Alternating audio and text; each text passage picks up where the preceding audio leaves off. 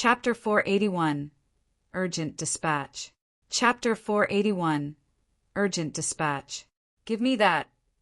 The Emperor read the jade himself before frowning. This is too fast. So many men in just a few days? There's no way Luo clan's name is enough to pull it off. A taunting smile crossed Zhuge Changfeng's face. Your Majesty, it seems you forget about Zhuo Fan's ingenious tricks during the last war, welcoming the other house's experts. With their deep roots, even when homeless, their names would live on in their lands. They just had to show themselves, and their vassals would flock over in droves. They must think the war is over, and are now grasping the winning leg. I dare say 1,000,000 is on the low side, ha ha ha. The mockery grated the Emperor's ears with him lashing out. That mongrel came up with this move to put me on the spot. After inciting so many clashes between him and Regent Estate, I figured he'd be the weakest, even if a winner. But he has gone beyond any forecast, becoming the biggest threat, taking the whole of Tianyu to war with me. The Emperor's teeth grinding echoed out, and Zhuge Changfeng sighed. Oh, Your Majesty, it is both of our mistakes.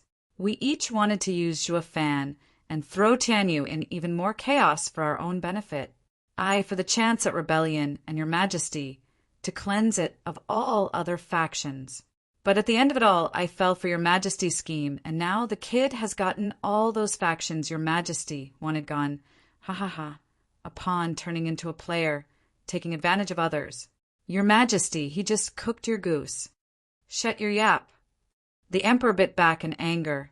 I am the son of heaven. I cannot, will not, lose cough. After a harsh coughing fit, he looked to see the handkerchief stained in blood. The Emperor hid it in his chest and stormed out. Zhuge Changfeng watched closely. The final winner shall be me. Zhuo Fan will die beyond any shadow of a doubt. Ha ha ha, show me. Just whose hands will these lands fall into?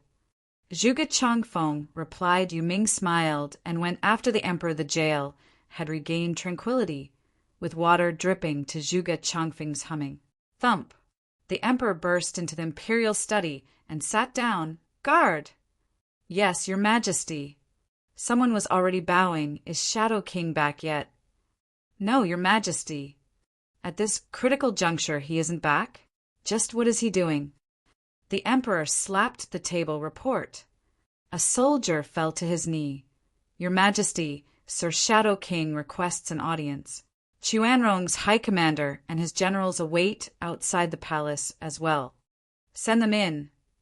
The Emperor rushed. Shadow King brought with him the echelons of Chuanrong army. Taobaliener and Tuoba Lu Feng heard of their father's arrival and were now together with him, along with the 8 wolf wardens and the imperial tutor.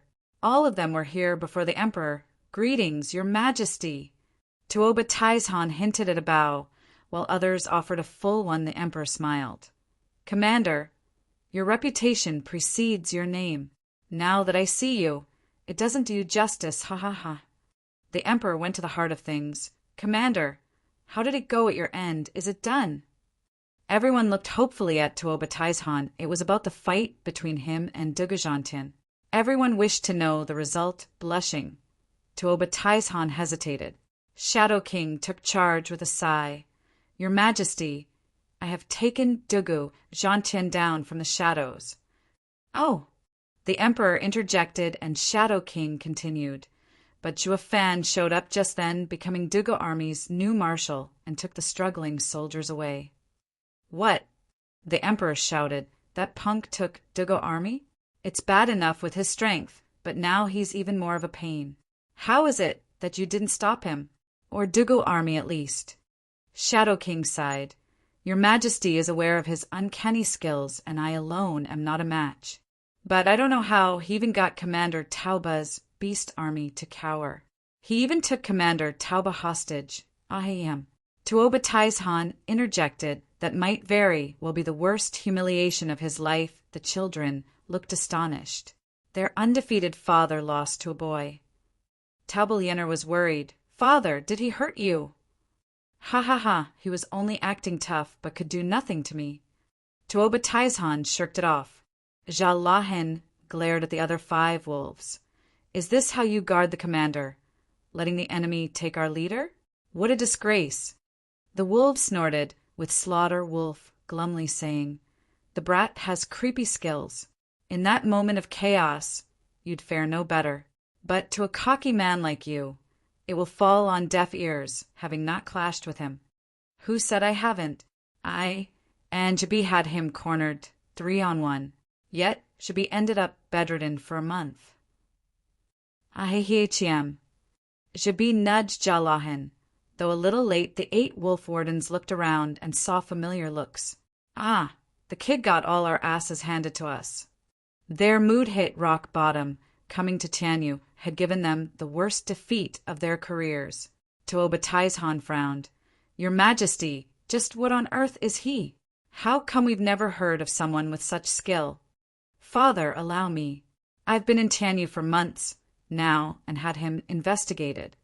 Tuoba Lufeng said, "Shua Fan came from a no-name clan.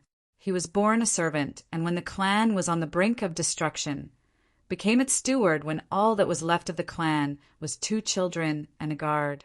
From then on, he made deals with powerful figures, taking him 10 years to bring that clan from the brink of collapse to what we see today, leading the enemy faction.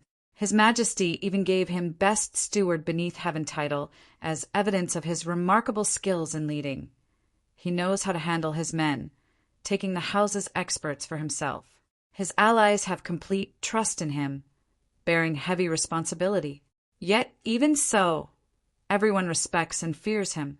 Enemies and friends alike have the same view. Cunning as a weasel, sadistic as a wolf, shifty as a snake and grand like a dragon.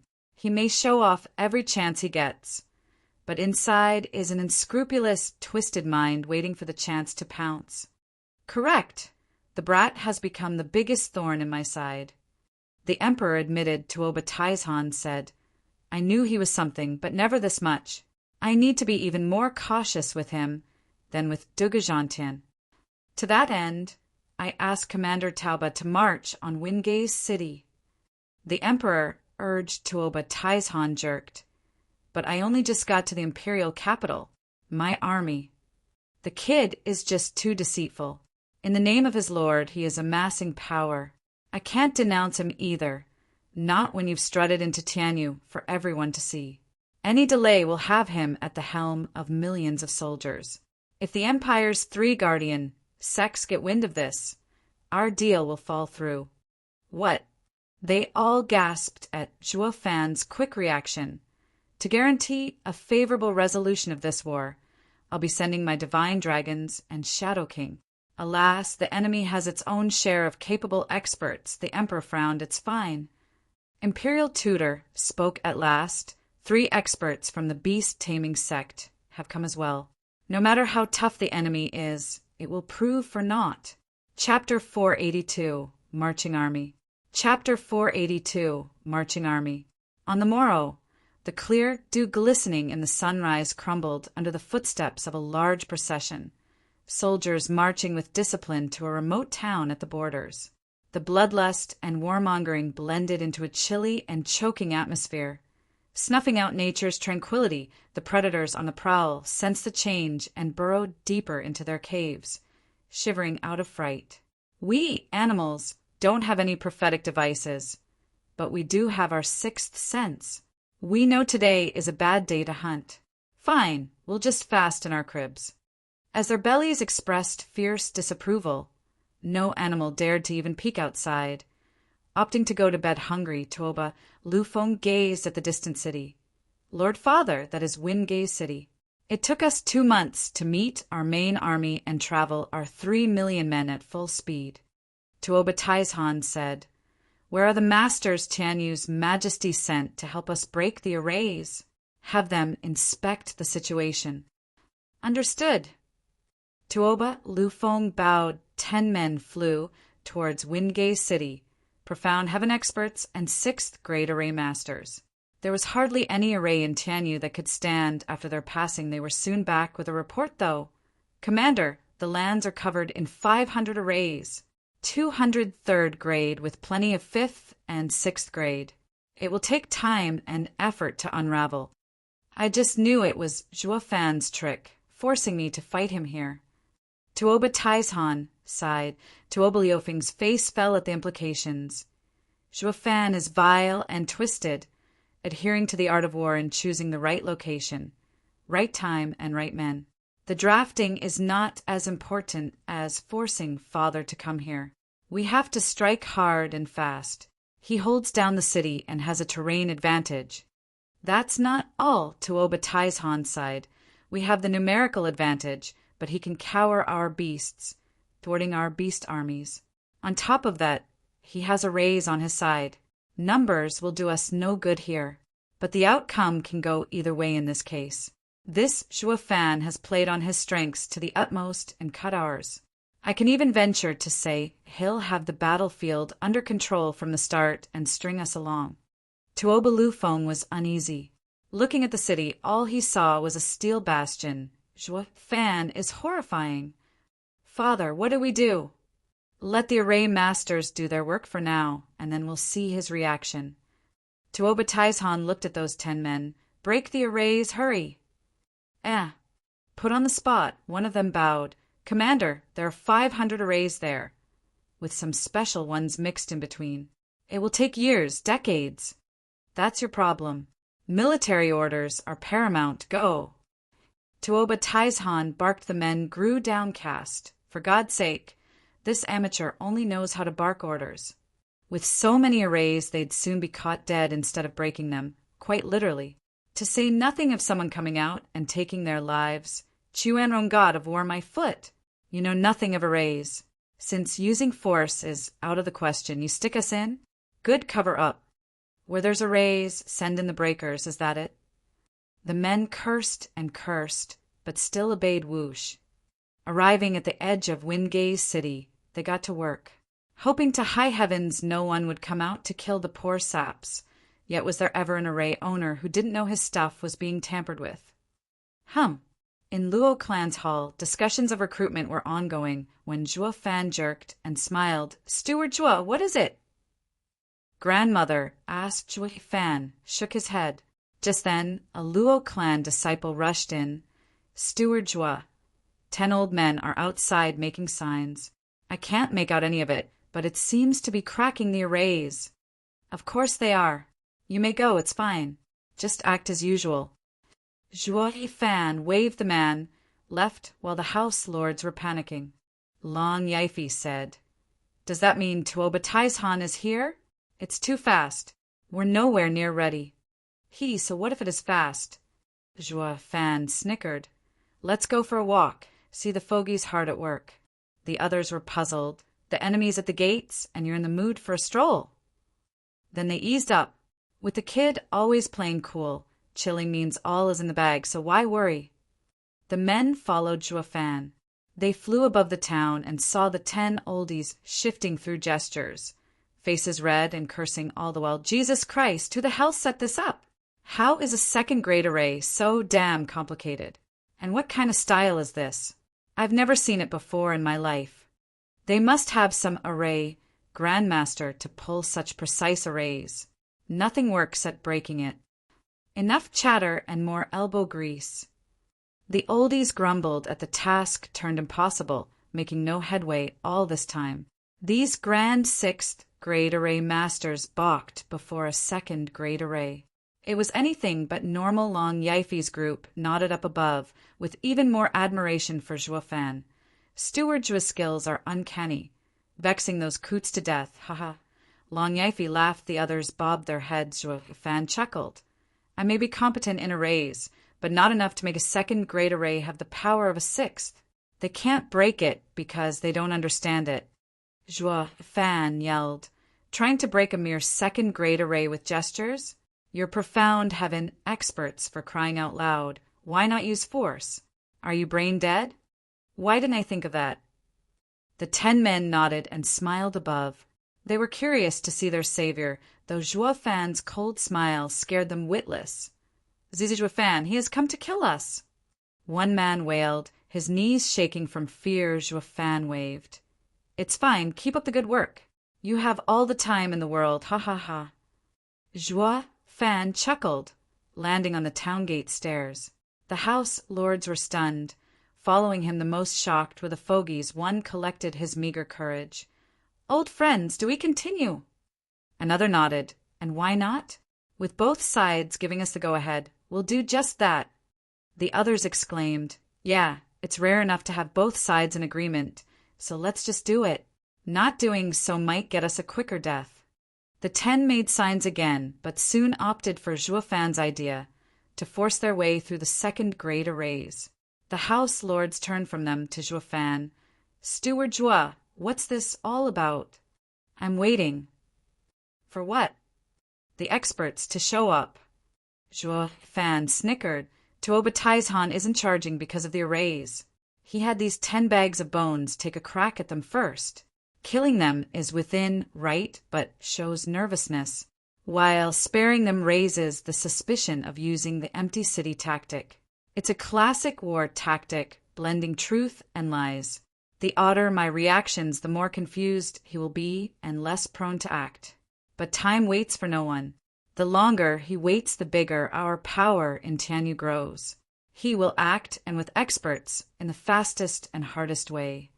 The House Lord's thought, Steward Jua, has been aiming for those experts from the start. I'm just dying to see what counter the Emperor has, now that he knows young Sanzi is with me. Juofan's eyes were a sucking abyss. Chapter 483.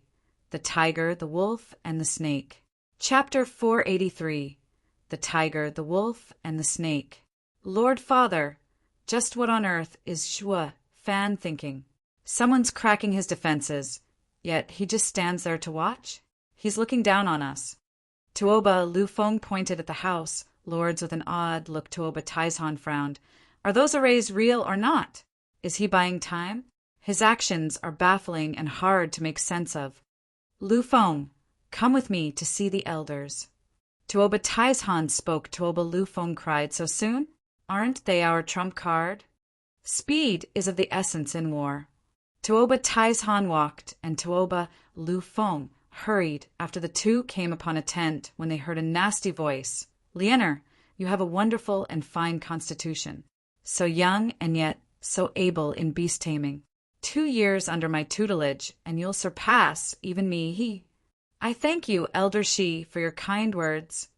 But I can't bear to leave my family, Liener said with difficulty. Another voice cut her off. Commander Tauba will not stand in the way of Liener's brilliant future. Tuoba Taizhan was outraged. That coot is being fresh with my daughter.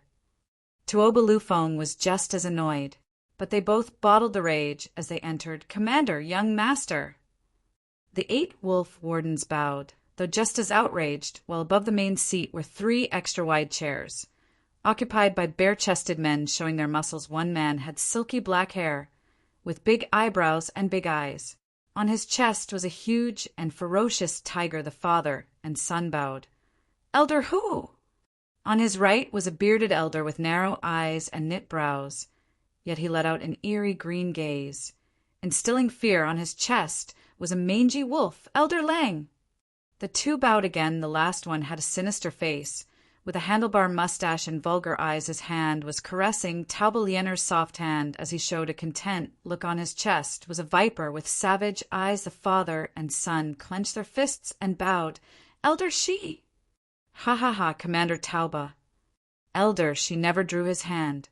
Liener couldn't take hers back, even if she wanted to either. He was taking advantage of the commander's daughter in broad daylight. These 3 never cared much about him anyway. Imperial tutor saw Tuoba Taizhan on the brink of exploding. Brother Taizhan, have you come to ask the elders to step in? Yes. Tuoba Taizhan cupped his hands. Elders, please break the city's arrays and help my army enter Wingay's city. The 3 elders snorted. Elder, she was still holding that oh so fine hand. Commander Tauba, I thought I told you we are ethereal stage experts, not your soldiers. Breaking arrays is your job. We're only here to deal with any unforeseen expert that may crop up. The other elders nodded. Pretentious pricks, breaking the defense isn't your duty. But hitting on my little girl is? Tuoba Taizhan fumed. The 8 wolf wardens glowered with bloodlust, but the elders had no care in the world. Radiant stage experts could come and score at them, and it'd still do nothing Han Tiama mediated. Elders. It involves Chanyu, giving us 1/10 of its lands, rich in spirit mines, of interest to beast-taming sect. With the arrays in place, Commander Tauba's attacks will be for naught, and the more time passes the worse it will get, leading to defeat. When you return to the sect, it will be hard to explain it. Imperial Tutor, is that a threat? Elder, who glared Han Tiama, waved. I would never. It is only a conclusion of mine. The longer we take, the more likely it is for Tianyu's 3 guardian sects to hear of this. It will blow the easy credit elders will take into smoke and return empty-handed. Sigh, I just can't bear to see it. The 3 changed expressions at last. It was Elder who nodded. Imperial Tutor, you have a good head on your shoulders. Right then, we better get it over with. Obscene snake, Jackal, let's go. We'll have plenty of time for fun when we get Tianyu's land. Elder, who left? Elder Lang was fast behind, while Elder she sided his break-up with Lienner's hand, though not forgetting to give Lienner a once-over, filled with unmentionable promises. Lienner, I want you as my disciple, hi. All 3 left the tent. Tuoba Taizhan shuddered in pure anger. Jia Lahan roared. You call those beast-taming sect elders? They're a joke. Lienner sobbed in silence, with Tuoba Lufeng hugging her Han Tiama side. Brother Taizhan, come. You know about conquering cities best. Your experience is needed. The 8 wolf wardens have to come as well. Conquering? How can I ever say that when I am so powerless as a commander of Chuenrong? To even protect my own daughter? Tuoba Taizhan blustered Han Tiama side. There was no way to know they'd send these childish men when we asked the beast-taming sect for help. Hu Xiongming, Lang Cambao, and Shi Inxia are the worst allies to have. I heard Yin. She even has a coupling skill, robbing countless women of their Yin. Brother Taizhan, danger will come now that he has his eyes on your daughter. I advise you to take her someplace else, where he can't find her. Tuoba Taizhan looked at Lienner with worry. Lienner was nervous. Watching him lost, Han Tiama, His Highness the Crown Prince, had asked for Lienner last year. If I agree, Tuoba Taizhan hesitated, that Yin she won't dare make a move on the Crown Prince's woman. Han Tiama nodded. But His Highness is lustful and reckless. There will be no way out from this. At least Lienner will be safe.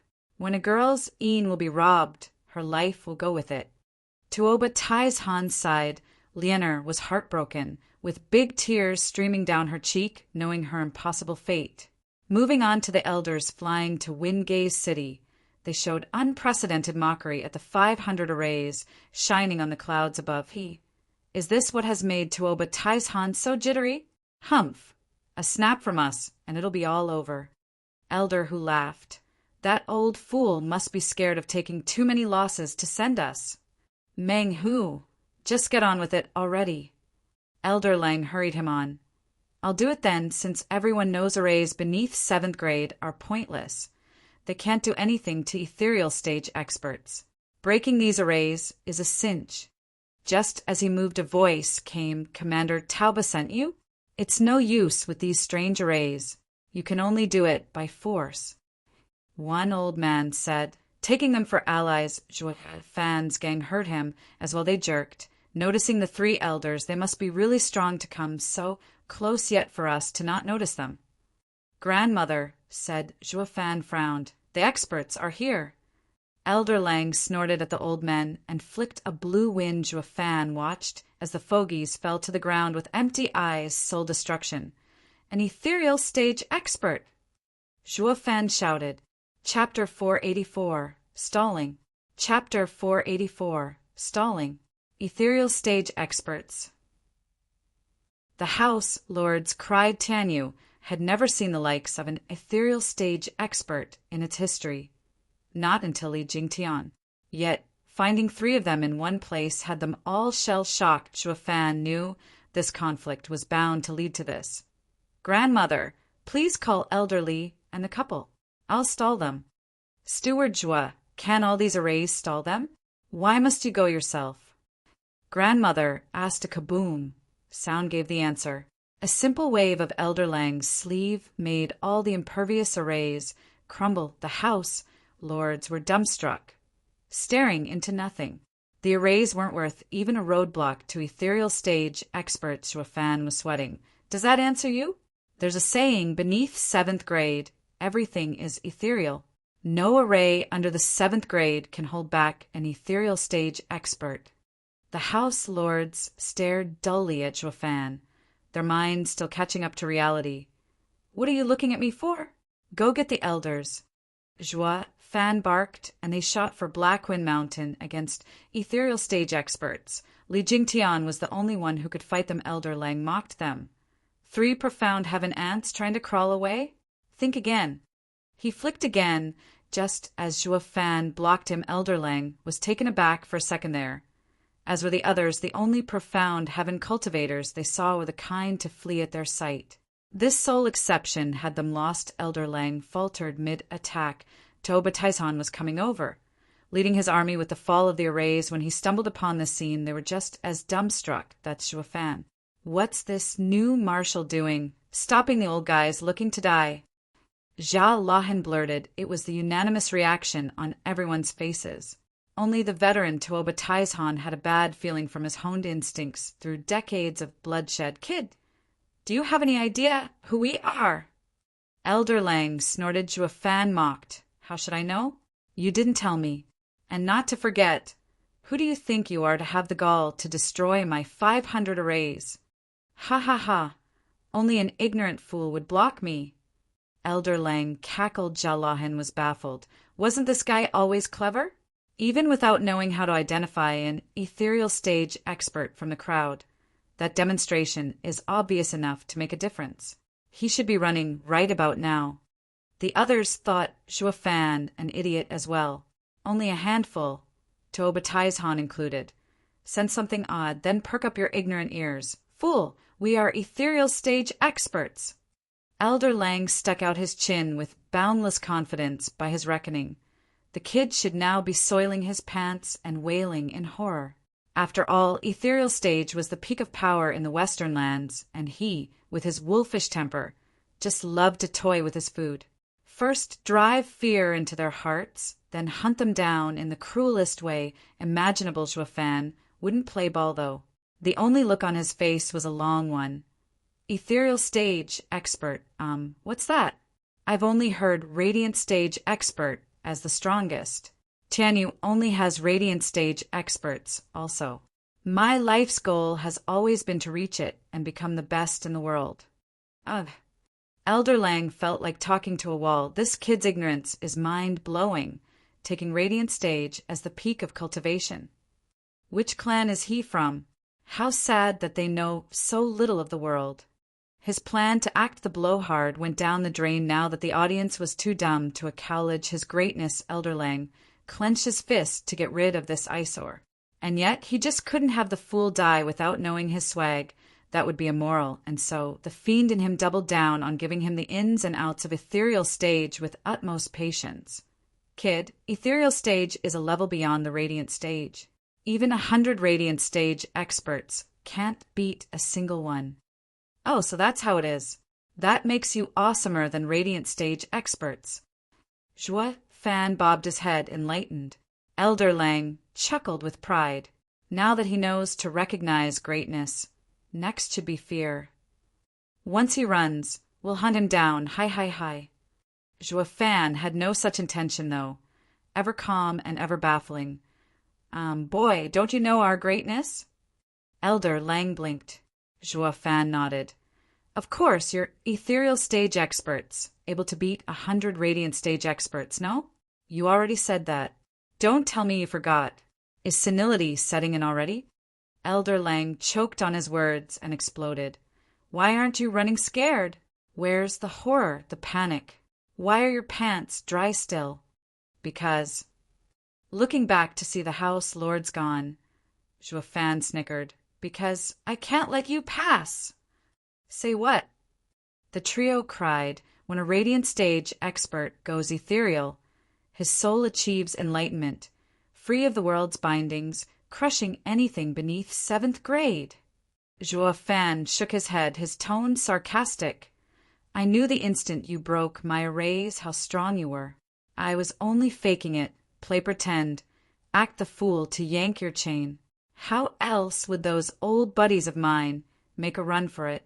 What a stroke of dumb luck that I got stuck with you 3 morons to play 20 questions with. Lianer giggled, and the others chortled. The old ones were their helpers, but they didn't win Tauba Army's respect in the least. It sure livened them up, seeing them toyed by a child. Tuoba Taizhan nodded. Old Digga made the right choice, brave and shrewd, honorable and noble. He is the best choice to be Dugu Army's marshal. And yet, Tuoba Taizhan frowned. Rotten piece of scat. You dare to play me? Elder Lang blustered, slapping a vial. Air gathered around his hand, and that simple palm turned into a savage wolf. Entering Zhuo Fan with a fierce headache, his soul felt gnawed at, his mind fading it, was a perk of reaching the ethereal stage. Soul destruction radiant stage could launch soul attacks, while ethereal stage took it one step further, making it materialize and even turn into a spirit. Take Elder Lang, for example. His soul turned into that of a wolf. It would enter the target and feast on his soul. Bam! Zhuo Fan slammed into the city wall and got buried under the rubble. Elder Lang rode him off, turning away. A puny, profound heaven, and dares toy with us! Ahem, he only played you. We've got nothing to do with it. Fierce Tiger excused himself. Obscene Snake nodded with how an ethereal stage expert was duped by a profound heaven pup. He'd have no honor left to face the world. The best way out of it was to get that lame wolf to be the patsy. Elder Lang was speechless, realizing how honorless they were. Like you saw through the kids' act of stalling. But weren't we all taken in? You're no better. How childish. Alas, this shall be the 2nd time in my long life that I shall mourn over the death of my adversary. Tuoba Taizhan sighed. First was old Dagu, and when I thought of Zhuo Fan to be my next adversary, he would meet his end before we could even test ourselves. Heroes always die young. This victory brings me no joy. The others nodded. Even as their enemy, Zhuo Fan had earned their respect. Tauba Liena sighed, recalling their fond first encounter, and was touched by sadness. He did save me once, I guess. The rubble lit up with a flash of azure. Chapter 485. Fighting Ethereal Stage Expert. Chapter 485. Fighting Ethereal Stage Expert. How could this be? Elder Lang stared at the rubble with palpable shock. Why do I still sense life force from it? Did he survive? The other elders mimicked his shock boom. Zhuo Fan unfolded his wings and shot into the sky. He had an azure flame hovering on his forehead. How the hell did he survive Elder Lang's strike?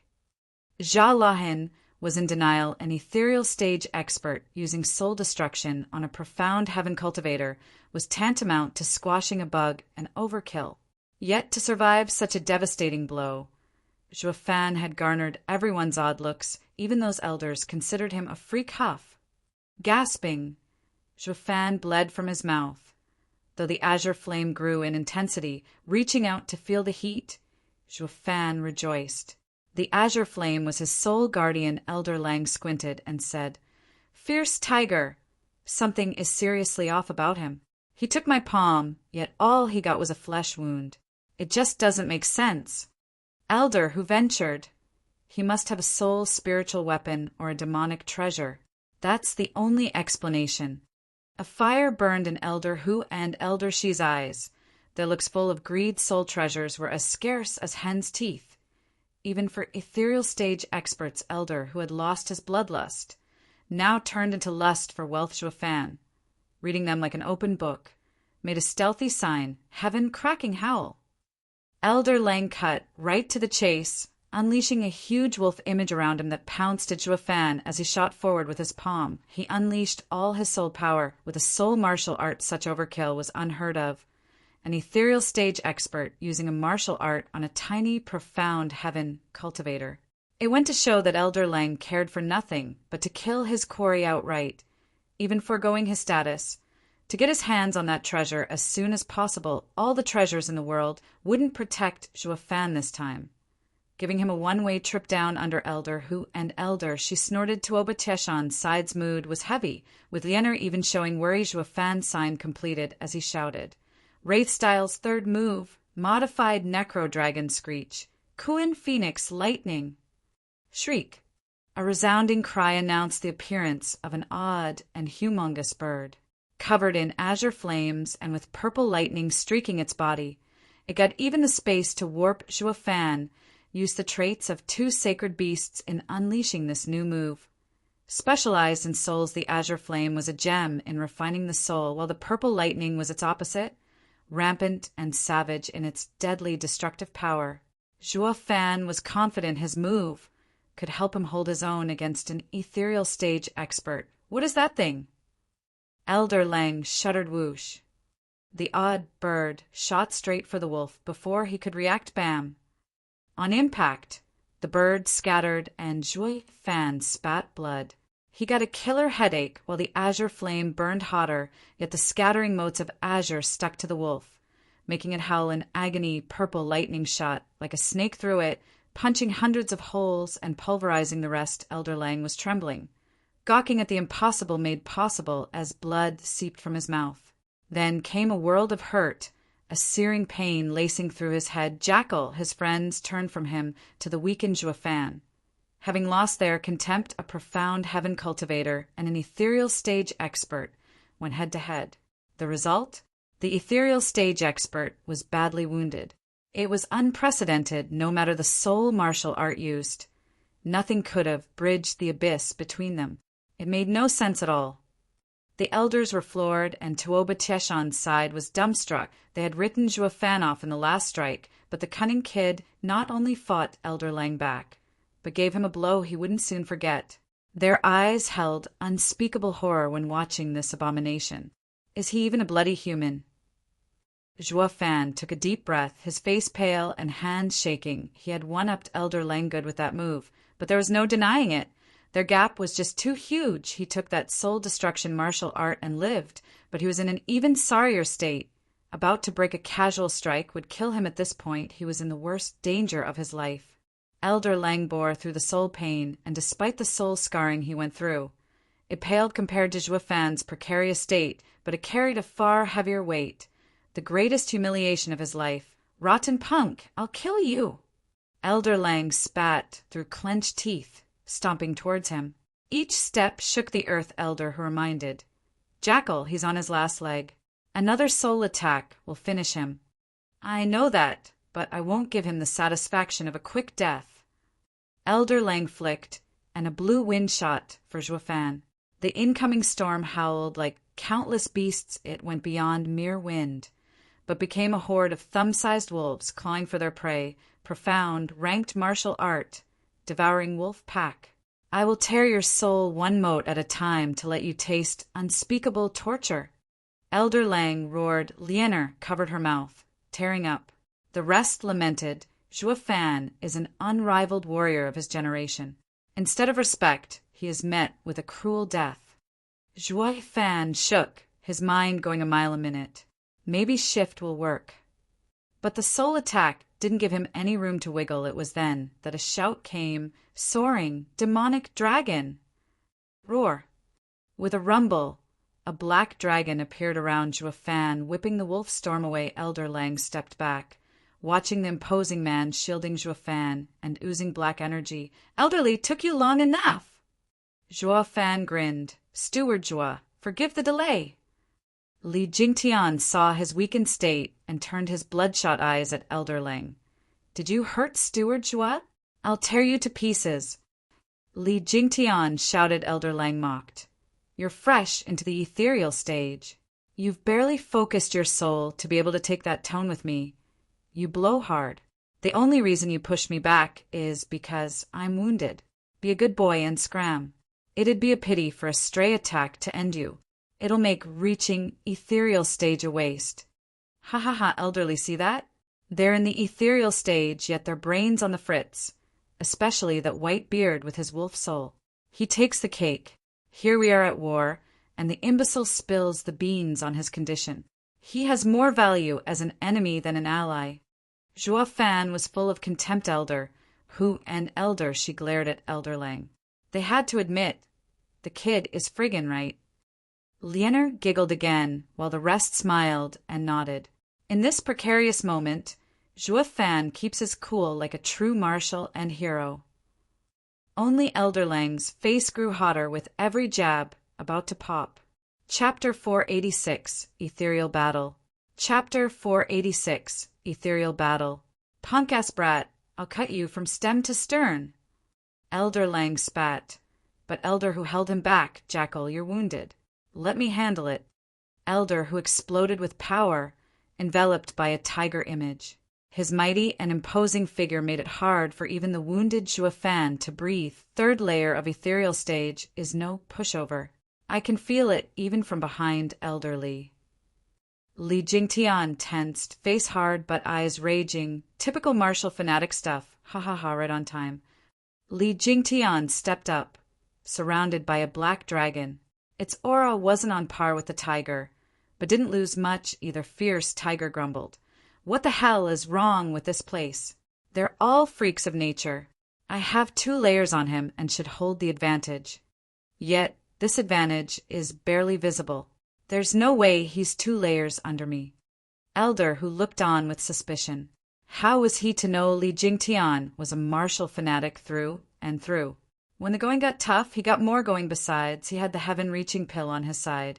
With Yuan Qi surging like a sea, he wielded the power to jump layers, from first to third bam. The dragon and tiger clashed, shuddering the space around them with both of them stepping back from the clash. 5 steps on Elder Hu's corner, and 10 on Li Jingtian's, though the most shocked were Fierce Tiger and his gang. Their eyes popping out a fresh ethereal stage cultivator, just stood up to a seasoned 3rd layer one. For crying out loud, what do they feed these guys? First was the profound heaven prick, and now this. Is this a worldly sect or what? How are they all talents? The trio was speechless. Fierce Tiger grumbled, but still wouldn't accept it, rushing with another tiger at Li Jingtian. I refuse to frickin' believe the great me can't handle an ethereal stage newbie.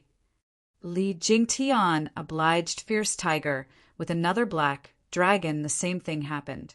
But this time Li Jingtian fell only 7 steps back. Fierce Tiger was even more annoyed. Li Jingtian was growing as he fought. His 2 other elders watched shell-shocked. Is Wingaze City a den of fiends? Not one of them is human. Again, Li Jingtian was perky, going for another strike. Fierce Tiger shuddered, but had to meet him. Black Dragon and Tiger tackled each other till the sky turned dark and the earth rumbled. Meeting at every turn with no one having the advantage, soul waves filled the sky, causing even the jackal and obscene snake to grumble. Weren't they claiming there was no ethereal stage expert in Tianyu? We came here for a stroll, killing the enemy left and right. Yet, an ethereal stage cultivator had just shown up to stand up to Fierce Tiger. And stand up he did. Intelligence, said Tianyu, is a small fry. Wait till I get my hands on them. At least the situation wasn't completely out of control. Since they had the numbers advantage, Jackal swiveled his insidious eyes on Zhuo Fan. He, wounded whelp, you've lost your shield. Be good and drop dead. Jackal sent blue howling winds. With bared fangs and maws, Zhuo Fan stood, still out of lack of strength. If nothing else, Li Jingtian had no way to help. Not when tangled with Fierce Tiger. It was then that a couple shouted, Fire and water combine, life and death art. Who? A white and blinding ray shined through the clouds. Running over Elder Lang's attack and going for him, the elder defended with his hand. But the white ray was a fusion of blazing heat and icy water, turning it into an unstoppable force. Driving pain into the depths of his soul, he clenched, and the ray scattered into motes. Yet his face switched between burning hot and ice cold. Shuddering all the while, Jackal, are you all right? Obscene snake, cried. Elder Lang gnashed his teeth, shaking off the ice and scorching heat, but not the killer headache. He found 2 people shielding Zhuo Fan, the power couple, Qiu Yanhai and Xue Qingjian. For God's sake, this place is a freak show. How can two peak radiant stage experts hurt me? Gasping, Elder Lang spat. They are close to the ethereal stage, but they haven't given their soul form and can't use soul destruction. That strike is only a pseudo-ethereal stage's attack at best. I'll wipe the floor with these ignorant fools. Hold on. Obscene Snake called, his lustful eyes roaming over Shui Qingjian's exquisite form and gulping. Leave the two, especially the woman. To me, he... Jackal knew his sick hobby had reared its ugly head and nodded. Qiu Yanhai saw who was after his old gal with those foul eyes and roared, Biddy, let's take that old coot down together. Hi, why jealous much? Shui Qingjian giggled with love. Qiu Yanhai felt like spitting fire from rage. Zhuo Fan reminded. Elder Qiu, Sister Shui, he's in the second layer of ethereal stage. It will be hard even if you are together. Steward Zhuo, we got this. Qiu Yanhai snorted. Shui Qingjian beamed. My old codger is just that feisty. Not even I can hold him back. Zhuo Fan glanced at Obscene Snake. Sister Shui, lend me your ear. Shui Qingjian was dazed for a moment and nodded at his message before flying after Qiu Yanhai. Obscene Snake laughed when the couple came. Just what he wanted. Elder Lang saw that Zhuo Fan was by himself at long last and grinned, though Zhuo Fan snickered. You crusty old coot, haven't you had enough? Bring it if you're so confident that I'm alone. You've gotten hurt thrice now, so let's see how many hits can a second layer of ethereal stage expert take. Jackal frowned, thinking back. All his wounds came from taking his enemy lightly. First at Zhuo Fan's hand, second at Li Jingtian coming to the kid's rescue, whipping him away, and third by the power couple. Each of these beatdowns wasn't much by itself, but they compounded. Sooner or later he'd have so many. His soul would be damaged, making it dangerous. This would never have happened if they all came at him from the front and open. I just had to be careless. Jackal scanned his surroundings, showing utmost caution to not fall for any more cons. Zhuo Fan smiled. Figuring him out, Say, who do you think will win, my side or yours? Your new ethereal stage cultivator looks tough, but there's no way he can stand up to Fierce Tiger in the third layer. It's only a matter of time. As for the other two, they're just at peak radiant stage. They may attack with ethereal stage power when united, but are in no way up to Obscene Snake's second layer standard. Jackal mocked. Zhuo Fan nodded. That makes it easy then. I'm barely hanging on, and you're waiting for their outcome. When you'll have them taken care of by your flanks, getting me should be easy peasy, no? True. I must say the kid is only in profound heaven stage, and wounded to boot, yet makes a whole lot of sense. He won't go anywhere. And when his buddies have finished their matches, he'd have no problem taking the punk out, tormenting and running him through a hell only his twisted mind could conceive. Jackal nodded and took on the air of a true expert. Tuoba Taizhan shook his head. Elder Lang's brain must be missing something to get stiff again. Chapter 487. Lust Ain't All Fun and Games. Chapter 487. Lust Ain't All Fun and Games. How? Tuoba Lufeng asked. Tuoba Taizhan explained, stalling. I don't know what the kid's game is, but one thing is certain, he's buying time for something. Lufeng, whenever you encounter a situation like this, you don't chat your enemy up and be firm in your decision. Fear is the mind killer. Tuoba Lufeng nodded. Should we tell him? Absolutely not. Tuoba Taizhan and Han Tianma spoke in tandem, and then burst out laughing. The others were clueless to the inside joke. From what they saw, the commander and imperial tutor were worried Tuoba Lufeng might spill the beans. All of them grumbled at the old fox's. Han Tianma said, Lufeng, what do you suppose will happen by going to Elder Lang and telling him he's stupid to his face? I'll be ground to a pulp. Tuoba Lufeng said. Puzzled Han Tianma added, and that's the truth of it. The elders are selfish, rash, and on a high horse. Reminding them that they've been fooled again is the same as calling them dim-witted. They'll see the light, all right, but only after taking your life. That being said, Zhuo Fan's one smooth talker, prepping Elder Lang in just a few short words to attack you if you ever try ruining his plan. Tuoba Lufeng was soaked in sweat, bowing many times and thanks to Obatizehan, said, "These three are foul men. They may be our helpers, but one should stay as far away as possible from them. The worse they are, the better. Just look at Zhuo Fan, making them suffer at every turn. Our great commander wants Zhuo Fan to take these foul bastards down a peg." They all sported a sneaky smile, like first-row seaters to a great show. They were even rooting for Zhuo Fan, Marshal Zhuo. Hold nothing back. Don't even show us respect. Waste MP. Han Tianma shook his head at their stance. Anyways, back to the fight. The power couple versus elder. She was in progress. Zhou Yanhai and Shui Qingjian touched palms as they used the life and death art, gathering an incredible power in between. Not that elder. She had a mind to care, getting hot and bothered over Shui Qingjian's body. Even wiggling his eyebrows, Shui Qingjian batted her eyes and replied. Zhou Yanhai was outraged, and with a swing of his arm, he shot the soul power attack. The white light warped the air as it shot for Obscene Snake's chest. Elder, she was still grinning, surrounded now by snake images woven into a net. The white light stopped dead in its tracks, and its power faded. It thinned down from a bowl-thick width all the way to that of a spear. Zhou Yanhai saw the snakes sucking on his ray. He, foolish juniors, peak radiant stage is worlds below ethereal stage. You use soul power, while ethereal stage can use their very soul. It's beyond your comprehension. Surrender if you know what's good for you. Obscene Snake laughed and resumed leering at Shui Qingjian's perfect form. Especially you, my pretty, I'd hate to kill you. You'd make a much finer contribution as my disciple. What do you say? You dirty old man. She's my hag. So don't waste your friggin' breath. Zhou Yanhai blustered. Elder, she waved a python at him. It coiled around him and opened its maw and spat miasma. Zhou Yanhai's eyes grew hazy, making him lethargic. His mind started drifting. Old codger. Shui Qingjian shouted. Obscene Snake snickered. Dearie, your old man is fine. But since my soul is the king python, now that he's poisoned, it will rot his soul to death. No one can save him.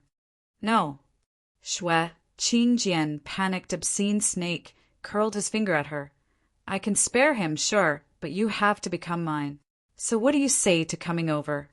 Shui Qingjian saw Zhou Yanhai in the clutches of the python and sighed. Walking over to that wretched Obscene Snake, Jackal laughed. One battle we've already won. When Fierce Tiger finishes that old guy, I will deal with you. I'll give you a taste of living hell, ha ha ha. Zhuo Fan opted for silence, his eyes focused on Shui Qingjian. Come, my pretty, hi. As she got close, Obscene Snake yanked her into his embrace.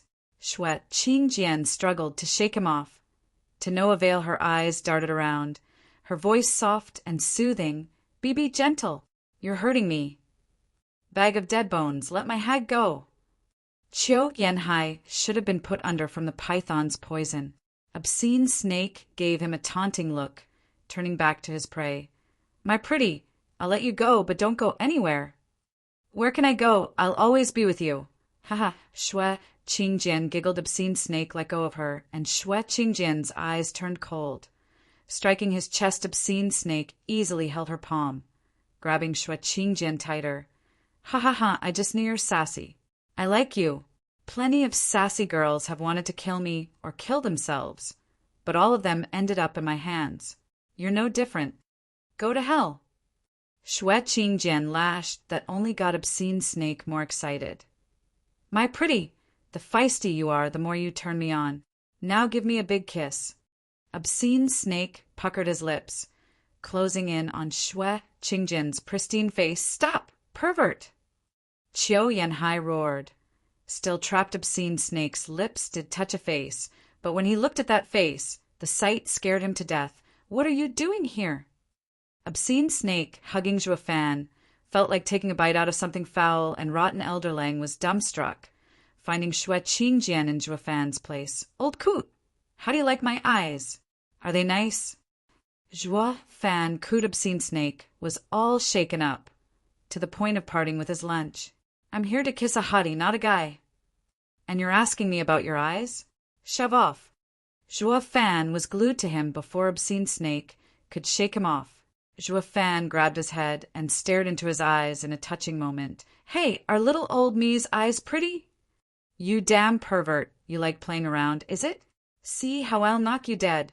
Obscene Snake roared, his rage breaking the vault of heaven.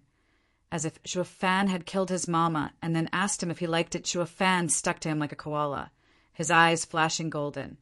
"They are pretty, look closer." "Look at your—" Obscene Snake's head simply vanished. It was all part of Zhuo Fan's clever ploy. Xue Qingjian was the honeypot. Then they'd use the old switcheroo to catch him on the wrong foot or with the wrong beauty. All that was left was for Zhuo Fan to use that eye of his, void annihilation, and deprive the old man of the useless decoration on his shoulders. Blood spurted like a fountain and his body hit dirt. Chapter 488, All-Out Assault. Chapter 488, All-Out Assault. Obscene Snake. Elder Lang cried. Tuoba Tieshan's side was just as stunned. They knew Zhuo Fan was up to no good, but they had failed to grasp how high Zhuo Fan would shoot. A profound heaven cultivator taking down an ethereal stage expert's head. He first neutralized Elder Lang with words while aiming for Elder Shi. "Zhuo Fan is insidious." Tuoba Taishan gasped. The others were on the same page about that. Taubeljener was dazed, looking at the slumping corpse as her heart gave an odd thump. Zhuo Fan jumped away and shouted, "Elderly, they're enraged. Flee!" Li Jingtian's ears twitched, and he broke away. While chasing them, Fierce Tiger sensed danger from the spatial fluctuations and dodged. He saw Zhuo Fan's right eye's 2 golden rings whoosh. Li Jingtian grabbed Zhuo Fan and flew away. With Obscene Snake losing his head, the python around Qiu, Yanhai faded away. He rejoined Xue Qingjian, and they were right behind Li Jingtian. Fierce Tiger went over to Obscene Snake's body, then glared at Jackal. "What the hell happened? How did they get his head?" Elder Lang was still shaken up, stomping. "How should I know? 1 second, he was here in front of me, and then the next second the punk was in Obscene Snake's arms, taking his head. He was dead before I even saw it. He got what he deserved, looking down on his enemy and going mad with lust. I've told him time and time again, lust ain't all fun and games. This is the result. Enough of your useless advice. It's all your fault for not having a hold on the brat."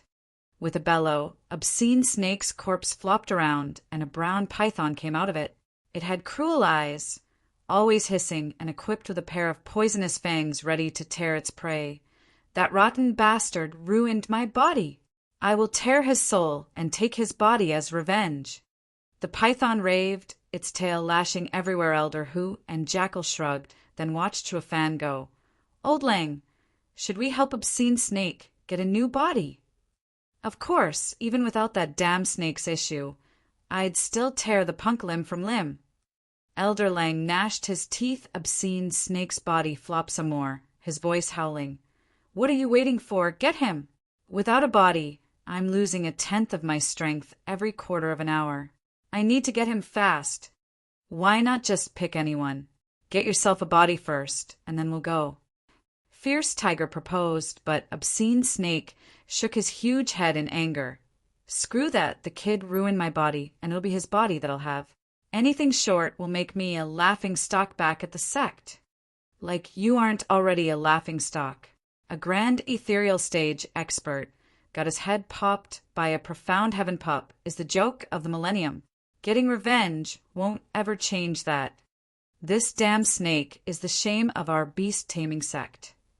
Fierce Tiger and Jackal snickered inside, but as fellow sect members, letting the enemy just waltz away would throw them in the same boat. Without further ado, they chased, be it for the glory of their sect or for personal vendetta. They went after the devilish Zhuo Fan. 2 men and 1 snake's soul flew away. Tuoba Taishan grew heavy. These elders have been duped again. It's a lure from Zhuo Fan's movements. It's clear that this was premeditated. From the start, he has targeted our aces, getting them out of the picture before letting the armies fight. But they're weaker in that regard. Tuoba Lufeng said. Tuoba Taishan spoke with wisdom. The lesser of 2 evils, Their army may be on the disadvantage, but it is far better than letting the ethereal stage experts turn the battlefield into a killing field. That is to say, Zhuo Fan has even more plans. Tuoba Taizhan drifted off with a frown. Han Timo exclaimed, "Brother Taizhan, you mean Zhuo Fan is not only luring them, but also going to trap them?" "Correct. To trap the elders, they have to be lured first. I fear that their fate is already sealed." Tuoba Taizhan sighed. "They say not to push a cornered enemy. Yet these elders, but they're all in the ethereal stage, with anything beneath a 7th grade array turn moot. What kind of snare could hold them?" Tuoba Lufeng asked. Tuoba Taizhan shook his head. "Zhuo Fan exceeds all expectations with his countless tricks. Did any of us imagine he'd be ruining Elder Shi's body?" Everyone faltered. Recalling Elder Shi turning into a snake and his rage, Zhuo Fan was outstanding in his skills and devices. Anything was possible with him around. "Lord Father, what do we do? Help them?" "No." Tuoba Taizhan shot him down. "Better finish this war fast. Zhuo Fan wants to end our experts, then deal with us. Before he comes back, we will throw everything we have into Wingay City. He will deal with the elders, but I will take the city. It will be our victory all-out assault. Capture Wingay City." Tuoba Taizhan barked orders, and his generals bowed. "Yes, Commander." Within 15 minutes, the Chuanrong army was in formation, moving like a black swarm towards Wingay City. The 8 wolf wardens led their divisions to lay a powerful siege. The 4 tigers of Tianyu turned to the 1,000,000 men behind them, and 600,000 of them were veterans of Dugo army, while the rest were draftees. No different from a rabble, the odds were way stacked against them, yet they showed no concern, not when everything went according to a certain plan. Just like Marshall said, "Tuoba Taizhan is out to end it fast." The 8 wolf wardens are all sent into battle too, an all-out assault. Dugu Feng smiled. Dugu Lin nodded and turned to the grumbling Dugu Hua. "Since we'll be the bait not worthy of our skills, third brother sure is sour, ha ha ha. When has it ever been like this? We're about to go to war with the enemy commander, yet we can't even take a swing? Marshall is so unfair." Dugu Hua huffed and stomped. Dugu Feng stated, "True, it's not like Marshall is old 5th steward for nothing. He has to make him look good. Besides, if there's one team that can cut through the enemy like butter, it's that creepy division. With our men, we won't even get past the wardens." Just the mention of their 5th brother had Dugu Hua whining again. Each soldier should be placed according to their skills. Giving me that division would allow it to reach its true potential, unlike under 5th. Can't Marshall see this simple truth? Dad isn't blind, he just doesn't care about you. Gu Santong chomped out an ingredient to the side, bored. Dad is a nepotist. Who are you to him, that he would just give you those hard, refined war puppets? Dugu, who didn't take it well. Gu Santong, are you any different? You're his son, tough and strong. So why is it that he chose the elders over you in dealing with those ethereal stage experts? Because you're that much of a burden. Dad asked me to look after you, never to leave you out of my sight, afraid that you worthless generals need babysitting. That's why I'm stuck here instead of wasting that friggin' old fogey who messed with Dad." Gu Santong fumed. Dugu Feng intervened before Dugu Hu blew a gasket. Now, we're all on the same side, following Marshall's orders.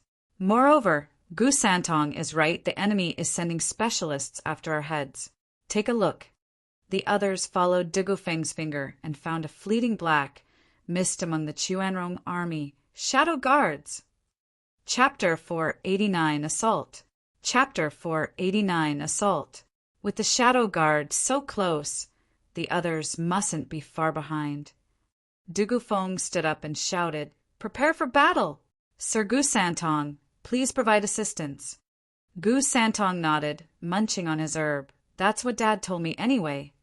Dugu Feng turned stern, and the 4 brothers led their divisions out of the city. This imbalanced battle made even these seasoned tigers feel the pressure. Tuoba Lufeng was acting as the stand-in commander, directing the wolf wardens. When he noticed the 1,000,000 men and tigers coming out, it made no sense for them to abandon the advantage of the walls. Even without a raise, and opt for a frontal assault, he understood their plans soon enough.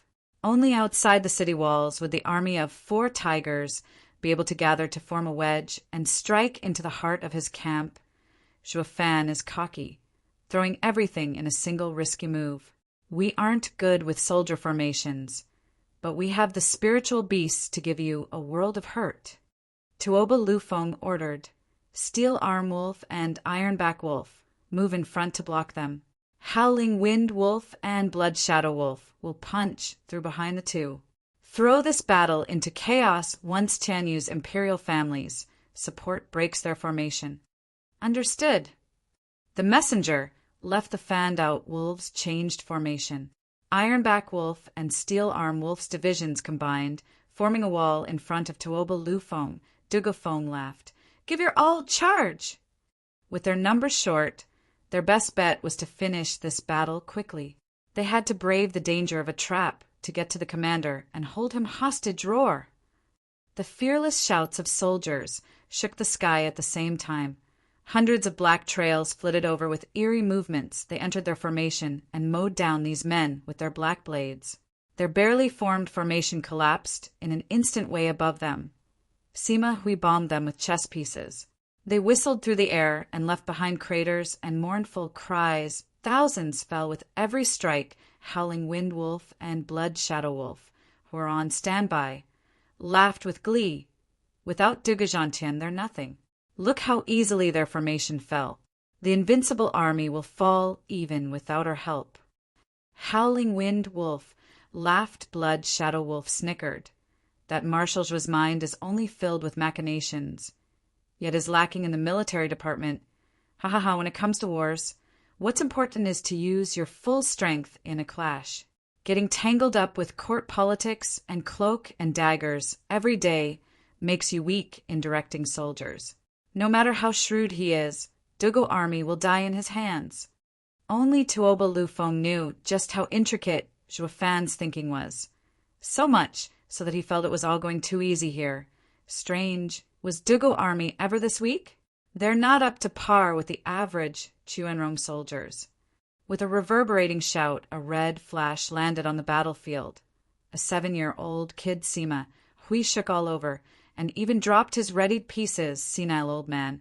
Rather than play chess all day back at the capital, you've come here to fight. Gu Santong shone red as he punched at the sky hum. The space warped. Sima Hui felt his vision swim as the relentless force slammed into him. Sima Hui didn't even have the time to make a peep. All he could do was bring out his Yuan Qi Bam. The ringing explosion made Sima Hui spill blood, his clothes a mess as he barreled through the air.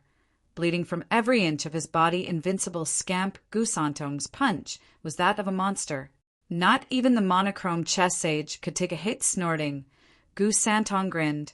Turning to the shadow guards with his uncanny speed, he punched every one of them into a pulp. Even if they weren't exactly human, the power of that cutesy fist warped the space so much that he didn't even need soul power to finish the job. And now that he had vaulting Quimping as his guide, he used that ridiculous strength to its utmost potential. The shadow guards didn't stand chance. Gu Santong ran to and fro, nailing shadows at every corner. When Gu Santong touched down, his tiny fist was soaked in blood, his sharp eyes staring down Ironback Wolf and Steel Arm Wolf's divisions. Dugafeng shouted, "The bastards are dead! Attack!" Roar! His brothers gathered over, leading 600,000 men to form a new formation unlike before.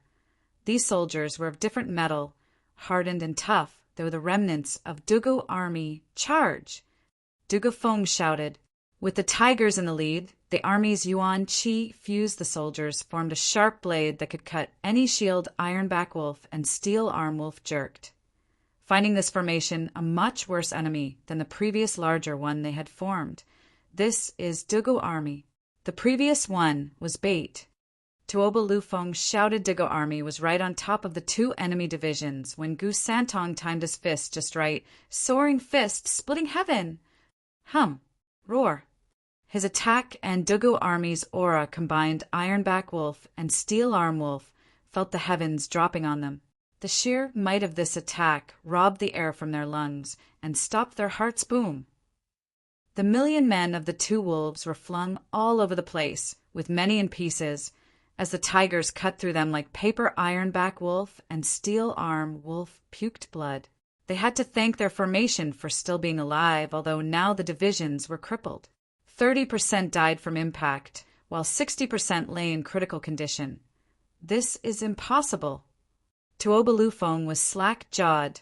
Dugu army didn't have such strength even at full power.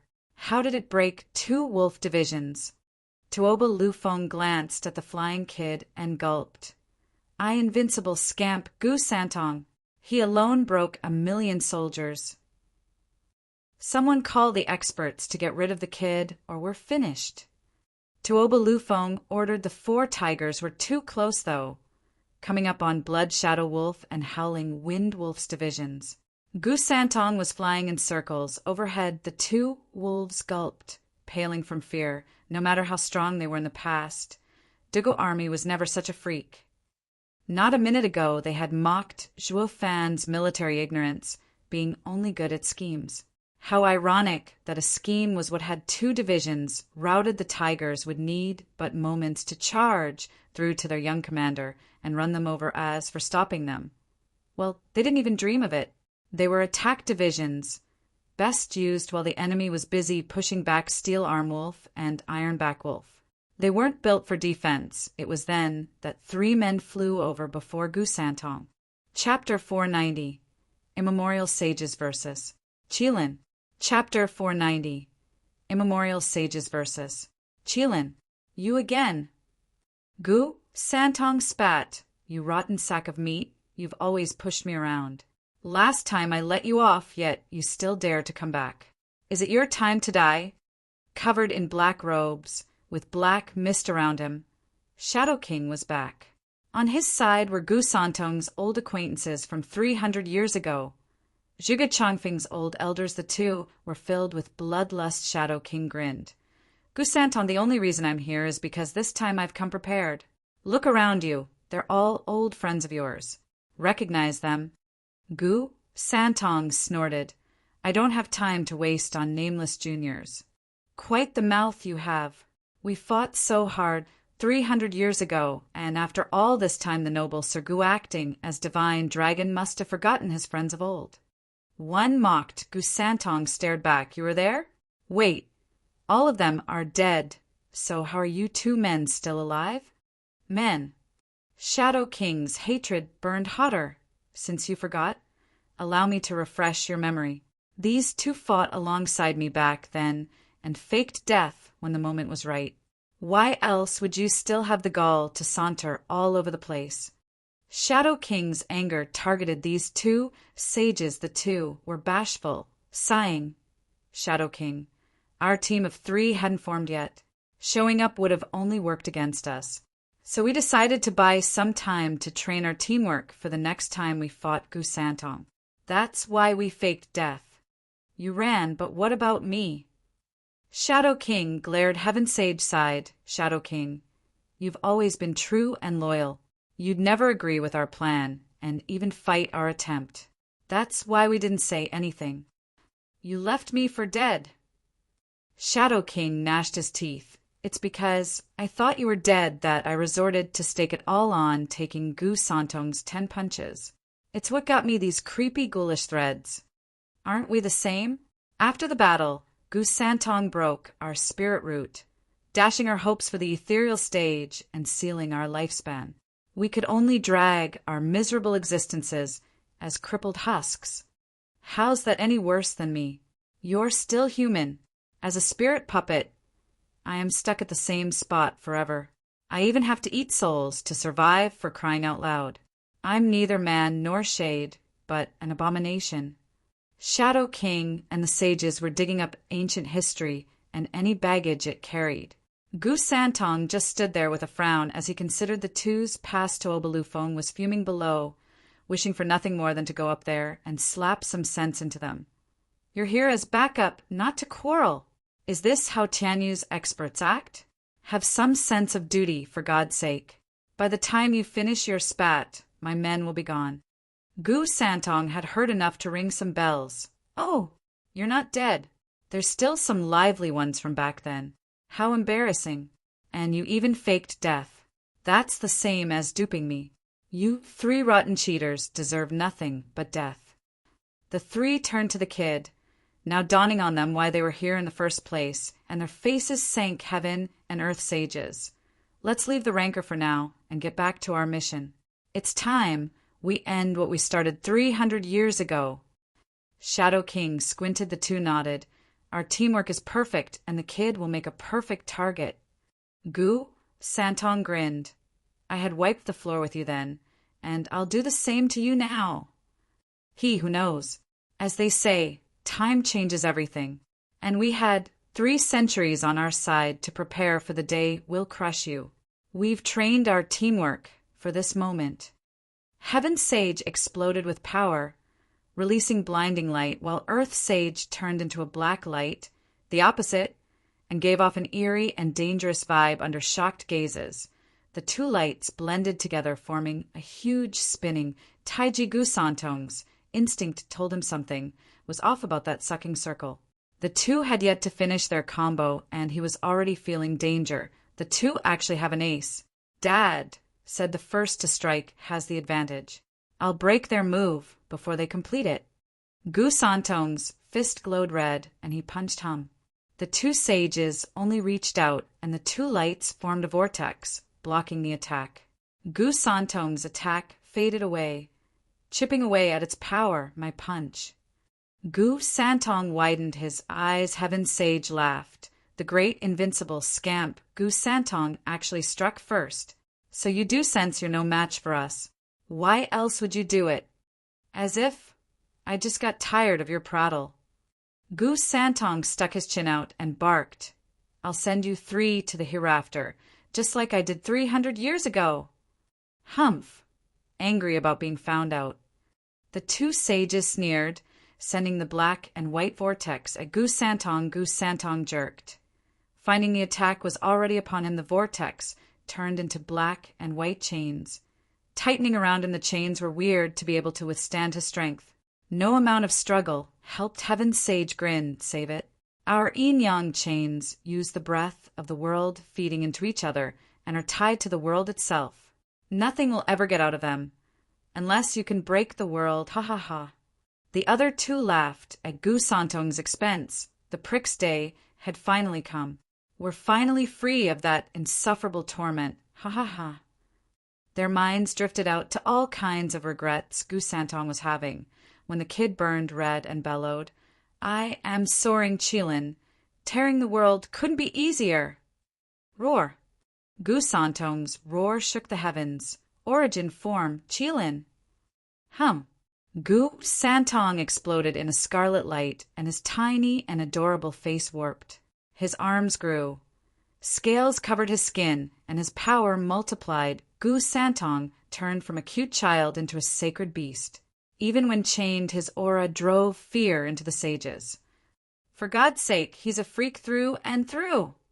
Heaven Sage gasped as the beast's every movement contained unmeasurable power, snapping a chain every time the entire battlefield was shell-shocked while looking at the beast Zhuofan's son, the one who wrecked Tianyu centuries ago.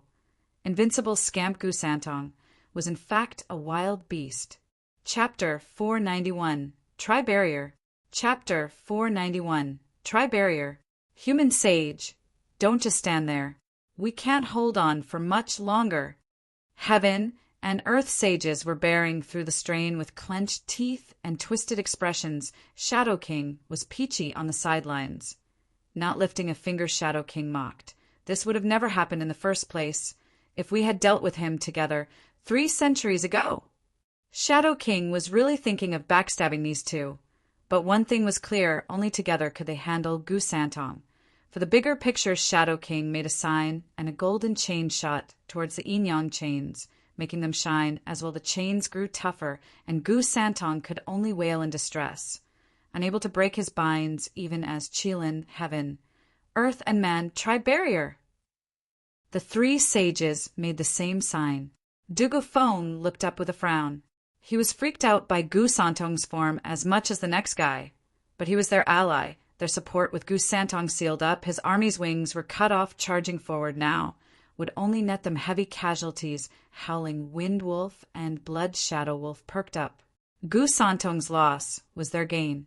With their numerical advantage, they could easily hold the 600,000 Dugu army back. Come, for tigers of Tianyu! Blood Shadow Wolf laughed. Dugafeng shouted. Howling Wind Wolf, Blood Shadow Wolf, get on the damn side. Make me. Howling Wind Wolf and Blood Shadow Wolf bit back. Boom. The two armies ran into each other, but without their buff, Dugu army's advance fell, though not to a complete halt. Their formation gave them enough strength to push on against the fierce opposition. The enemy fell back one step at a time. Getting on the brink of collapsing, the wolves were amazed by how just half of Dugu army could wield so much power as to push their 1,000,000 men back. They were this close to crumbling and letting them have a clear way for the leader. It was then that a piercing cry resounded. Dugafeng watched the sky fill with thousands of golden arrows, falling down like rain. It's sky-piercing, Wolf's division! Dugafeng cried, change formation. Shields up, mountain formation. Whoosh! Dugu army halted and took a defensive stance. There Yuan Qi turned into an impenetrable wall, just in time to welcome the rain of arrows clanking on their shields. Howling Wind Wolf and Blood Shadow Wolf's morale lifted. Jabi was timely with his aid. Divine archers, get ready for another volley!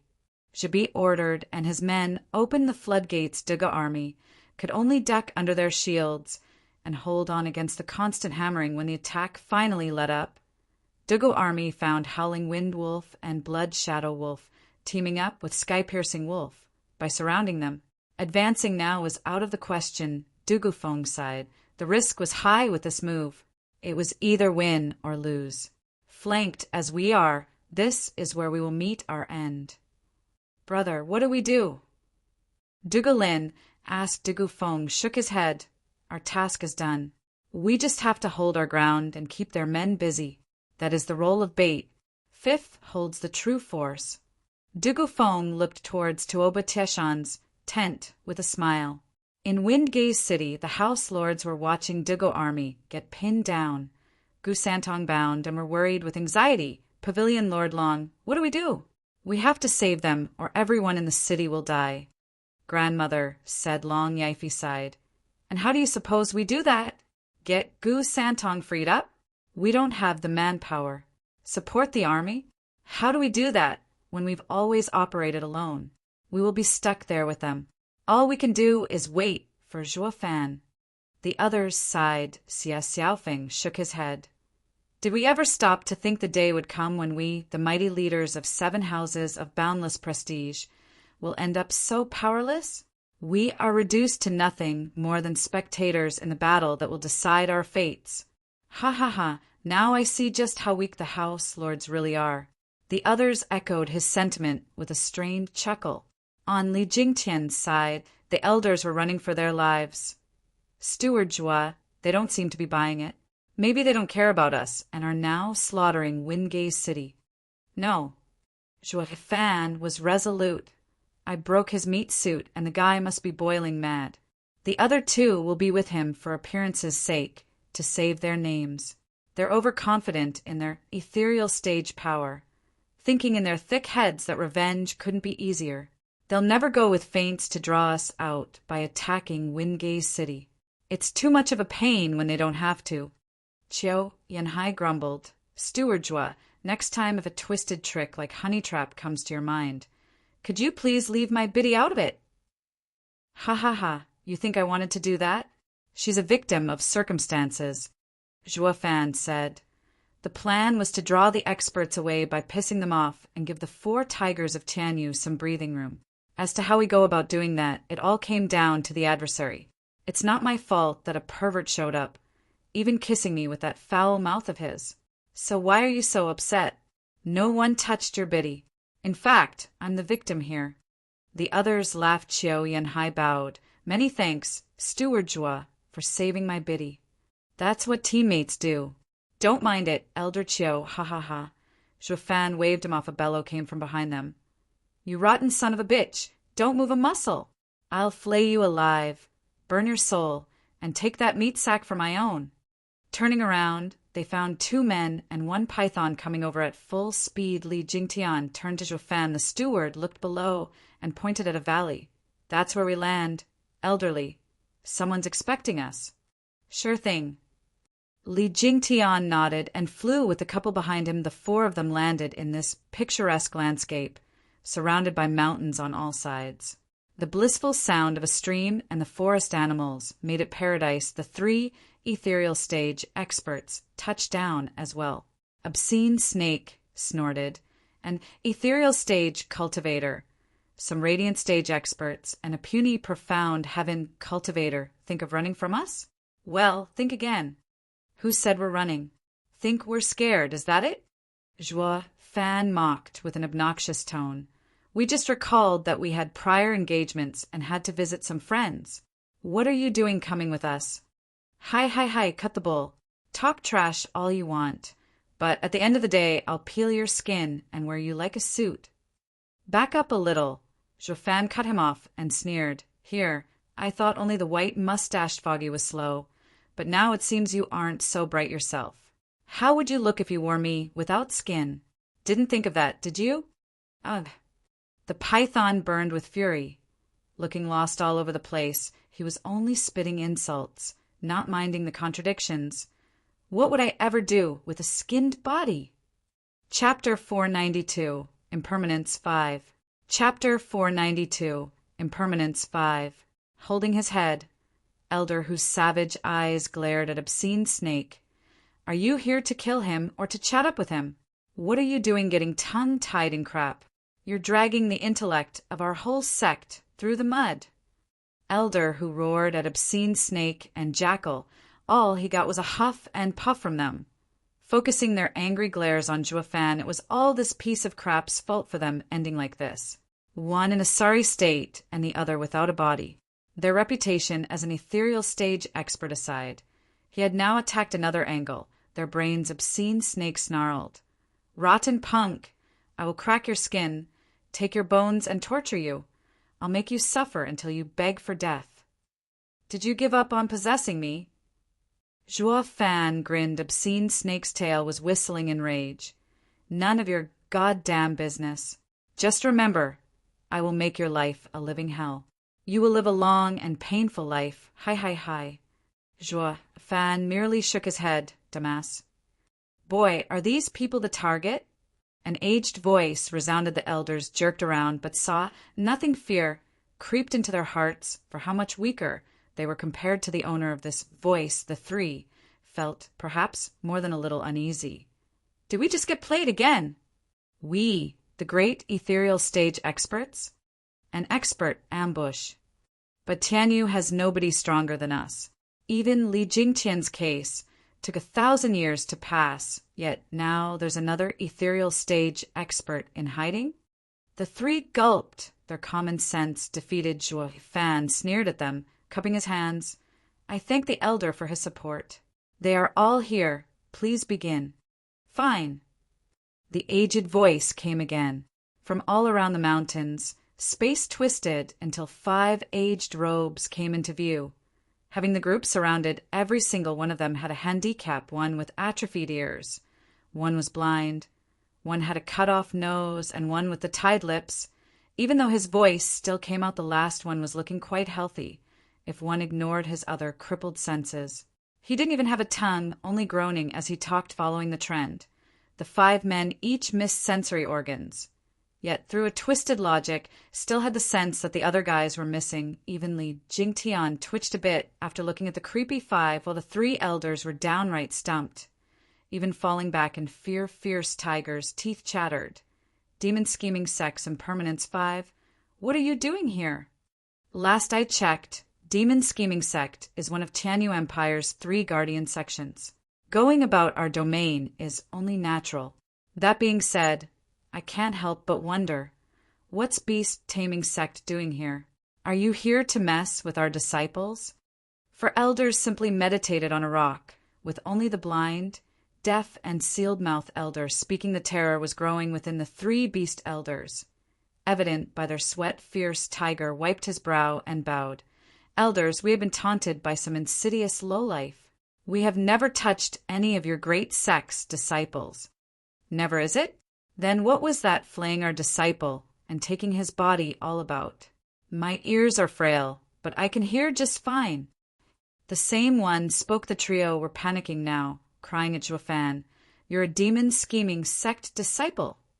Yep, in the making. Juafan shrugged. The trio shook like leaves, and hatred exploded within. Oh, not out of regret, but with malice directed at their intelligence reports. They did it on purpose. How else could they not find out that our target is with the demon-scheming sect? What was supposed to be a simple in-and-out job, beneath the prying eyes of Tianyu's guardian sects, had now become a task of targeting demon-scheming sect's disciple. They were as smooth as a lummox, Tianyu's emperor in particular. You fool, going around targeting demon-scheming sect's men with your pranks? Is life too good for you? The three elders were close to bawling. Impermanence 5 are veterans. We should have had an easy time, but we just came here and have already hit a wall. Fierce Tiger bowed at once. Elders, we did not know the kid was yours. We ask that you overlook our transgressions out of the goodness of your hearts. Ha ha ha.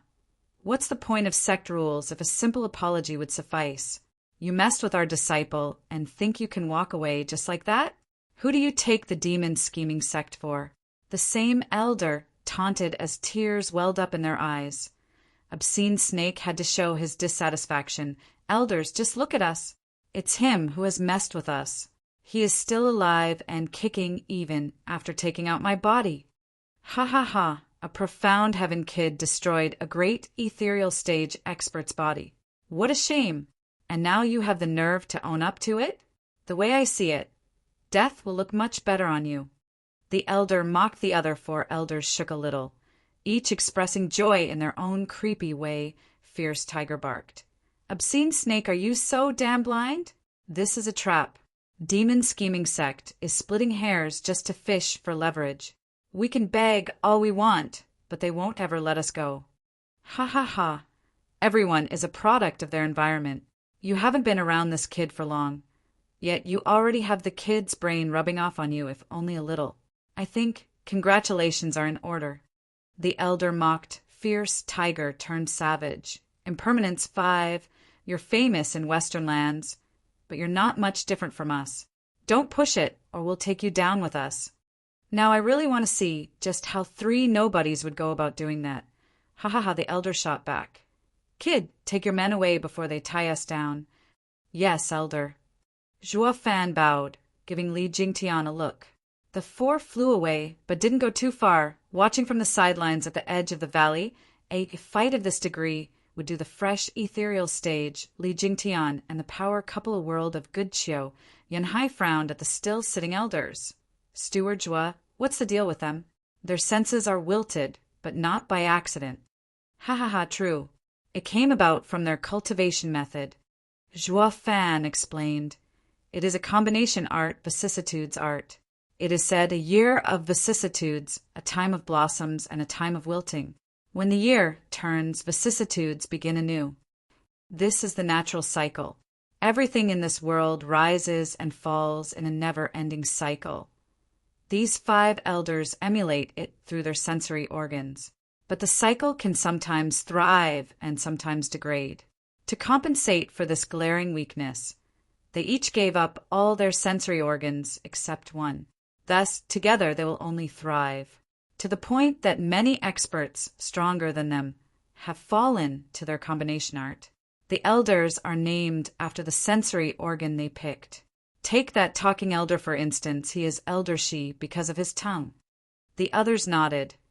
With Xue, Qingjian found their creepy looks not at all inviting, but they're so damn ugly. No matter how great the art is, I'll never practice it. The others laughed. Juafan continued. Sister Xue, you're underestimating the vicissitudes art. Not anyone can train in it.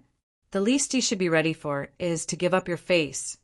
But you also have to join 4 others in using it. While each of them has a sense still working, it is at the group's discretion to use it. And therein lies the kicker. You can't control it. In reply to their shock, Zhuofan smiled. Anyway, there are 3 reckless fools trying it out. You best peel your eyes to a true ethereal stage expert. Chapter 493, Extreme Might. Chapter 493, Extreme Might. Elite Coder. Impermanence 5, you're seasoned experts, but we're no pushovers either. Must we do this? Push us hard enough and we'll stoop to anything. Yeah, we're so ruthless that we even scare ourselves. Elder, who watched the enemy with tense and sweaty brow, though still talked tough in the hopes of scaring them. The other 2 threw in a helping hand. The 5 elders sat still like before, letting these 3 talk to the walls. Elder, she began after a while. Ha ha ha, there's a saying, all bark and no bite. I gotta say, the more you hoot, the more relieved I feel. Xue Qingjian giggled. Steward Zhua, that guy is just like you, throwing biting remarks. Of course. Why do you think he kept his tongue and earned his nickname, Elder She? Ha ha ha. Zhuofan chuckled. The tiger, wolf, and snake were fuming like pretty much anyone else. These 3 were fierce believers of death before dishonor. Now that Elder She had taunted and mocked them, he was wiping the floor with their name as even ethereal stage experts. It came as no surprise when Elder, who exploded with power as a golden-eyed tiger image appeared around him. The sky darkened. The wind howled. Like a tiger on the prowl, Li Jingtian shook, the roar infecting him. It was many times stronger than the one he felt when fighting fierce tiger. Only in danger would fierce tiger show his true power. In order to fight for his life, Elder Lang had a mighty wolf around him, baring his claws and fangs, growling at the 5 elders with bloodshot eyes. As for the runt of the litter, obscene snake, powering up proved a tiny bit difficult without a body. In fact, he was decaying as time went by. He'd better get a meat suit fast before a breeze blew him over. No pressure, though, as an ethereal stage expert's soul could survive for a long time. Then again, the weaker the soul got, the harder it would be to get a new body. Impermanence 5 just sat there, chilling, with no intent of attacking or leaving. Just stalling. The 3 elders were clamoring to get away, though none tried to leave by force, just struggling only to find themselves stuck. Elder, who snapped first under the pressure and flew into a rage. Jackal, an obscene snake, followed the 5 elders, acted right away as well, though only in the form of one elder. Whoosh. The elder who could open his mouth appeared in front of them. The trio were exuberant. No matter how much fear they had for the 5, just one elder presented them with a high chance of survival. Of course, they'd take it 3 souls joined together, the auras combining into a might that could crush mountains. Even Li Jingtian felt fear. Their combined power came from how well they knew each other, how perfectly in tune they were, while the elder just stood there, opening his mouth only when the attack was on top of him to release a dreadful howl. Ah! Bam! A ripple, like a sonic boom, ripped apart the attack like paper. Hu and Lang puffed blood from the searing headache, and their soul forms vanished. While obscene snake had it worse, his already faint form was much closer to fading away. This attack had sapped his soul energy. Ugh! The 3 groaned, falling on the ground like bricks. While the attacking elder returned to his spot, Li Jingtian's side was bug-eyed. A mere shout routed 3 grand ethereal stage experts' combo soul attack, no matter how great the gap in strength. It should never be this great. They were all in the ethereal stage at the end. Just like how divine dragons didn't have much of an upper hand against plain radiant stage experts, Zhuofan smiled. It's too soon to be shocked. That was just a warm-up. Elder Ko merely opened his mouth, that's all. What? They all cried out, what will a full-blown attack look like then? Zhuofan explained. The greatest difference between ethereal stage and radiant stage is soul form. They all rely on their souls. Using anything less means sparring. What Elder Ko used was the power of the vicissitudes art trained to its peak, a skill called Demon Echo. The others are no different. Elder, she's beguiling. Elder Yan's deluding sight. Elder Air's omnipresent hearing. Elder Bai's uncanny smell. Each of them is just as amazing. Together, they cover their glaring weaknesses. never waning and ever thriving flawless. No one would take them on unless they had an unfair advantage. This is the demon scheming sect's personal elders, Impermanence 5's power. They nodded, but then asked Steward Joie, "What do you mean by personal elders?" "Ha ha ha. Rumor has it that the high venerables of demon scheming sect are lofty positions that the disciples have endless respect for. But only the oldest are worthy of such title and can even grow to have the power to remove the sect leader. That makes having personal guards natural. Hence they are called personal elders. People who should have been the sect's venerables have now become high venerables' personal guards, thus reduced to mere elders, even as their power goes beyond a mere venerable." Li Jingtian gave a thumbs up. "And you just asked for their help, Steward Joie? Are you sure you're going to the demon scheming sect as a disciple and not as a venerable?" Joie Fan chuckled. "This is all courtesy of demon scheming sect leader, Siava. Maybe he values me just that much. Be that as it may, by sending these 5, his intentions are loud and clear. The way I see it, these 5 would find it a cinch to deal with 30 of these 3 experts." The others were so shocked that they just bobbed their heads.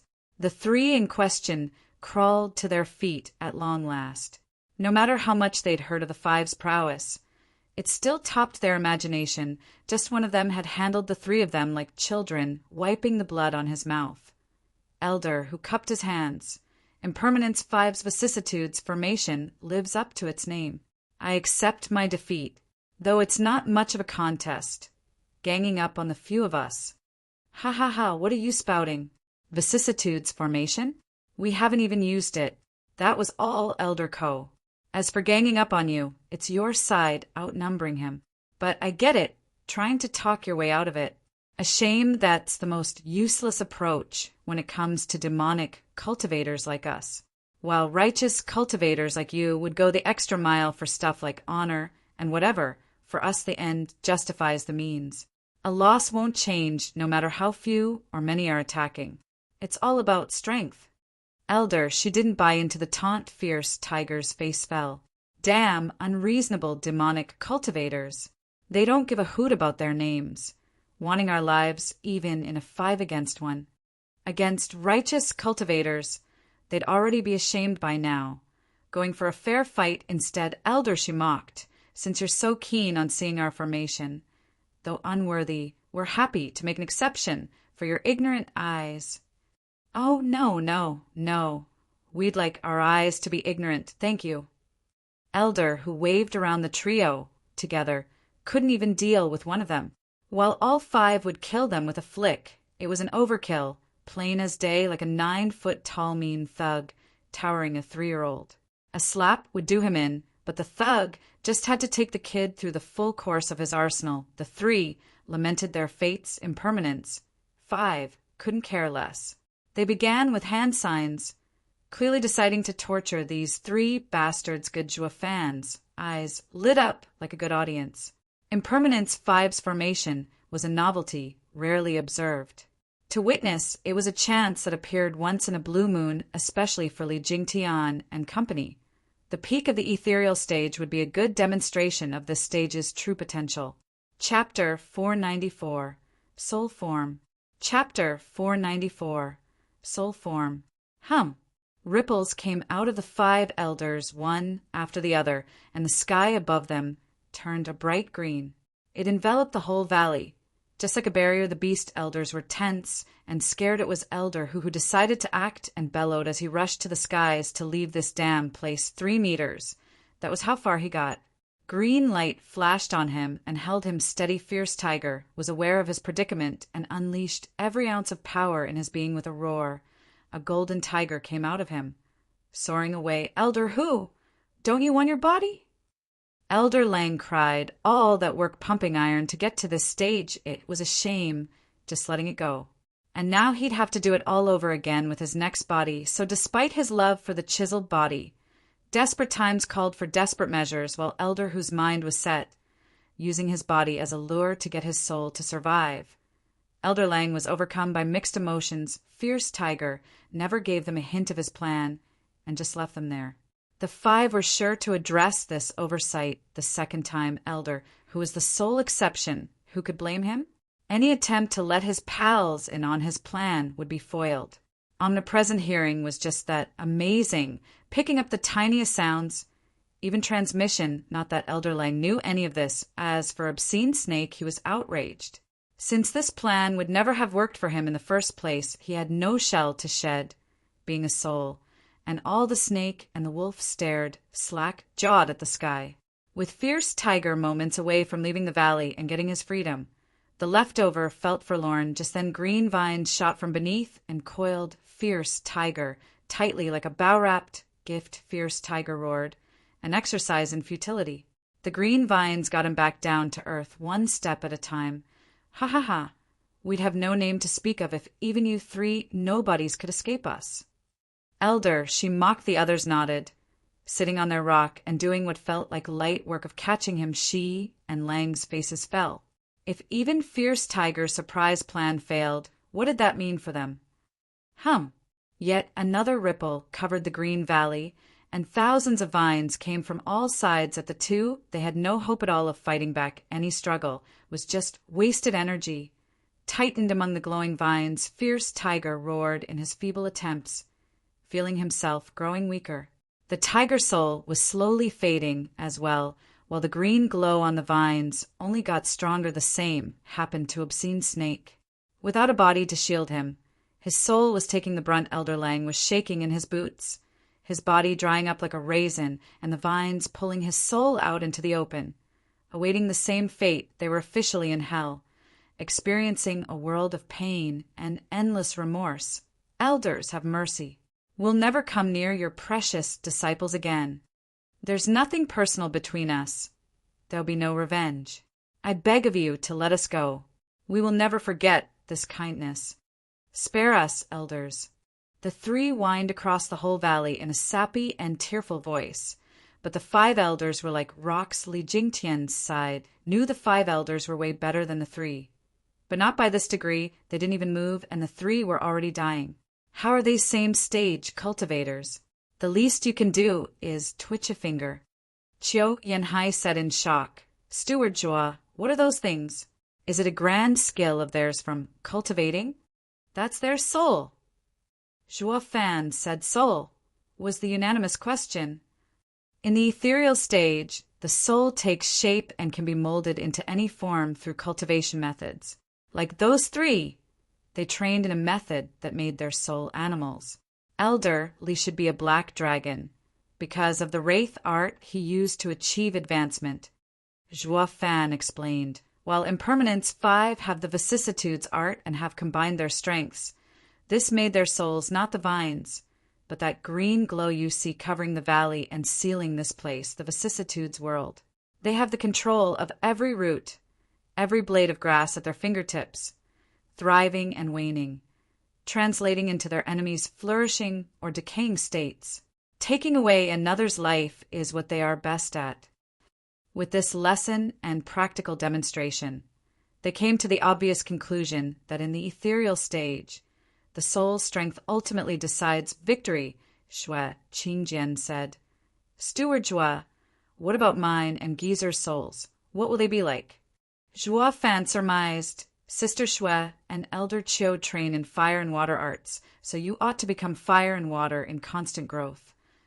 Better than those three? Shui Qingjian lit up. Zhuo Fan shook his head. It means no set form, like an illusion. Though I can't say for sure. We'll just have to see it first. If those three animals were tough, they'd be breaking away by now. The soul can take any shape in the ethereal stage, each with its own advantage, all depending on their cultivation.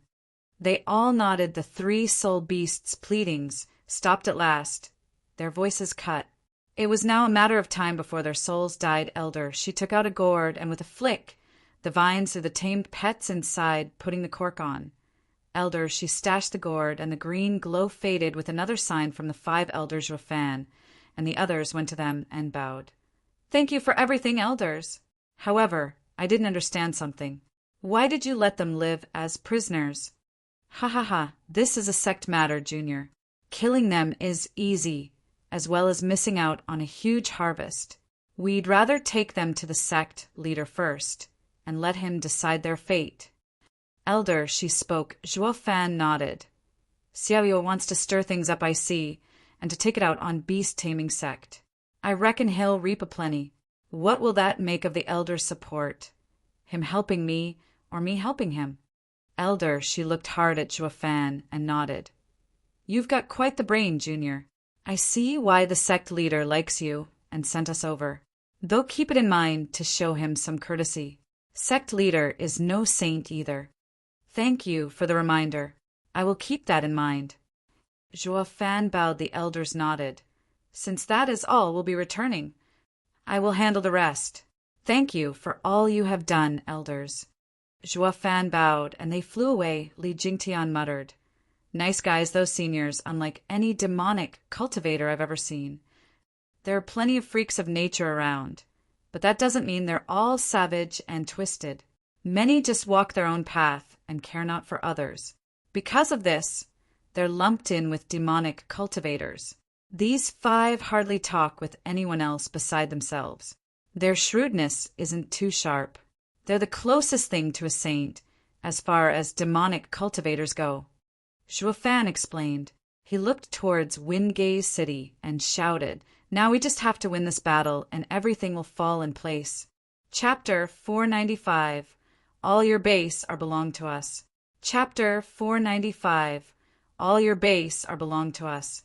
On the battlefield, the elite remnants of Dugu army with its tigers were going all out to hold back 3 wolf wardens, and their massive army of 1,000,000 men. Blood Shadow Wolf snickered and shouted, Tigers, you have my full respect for your valor and for not losing your head in panic.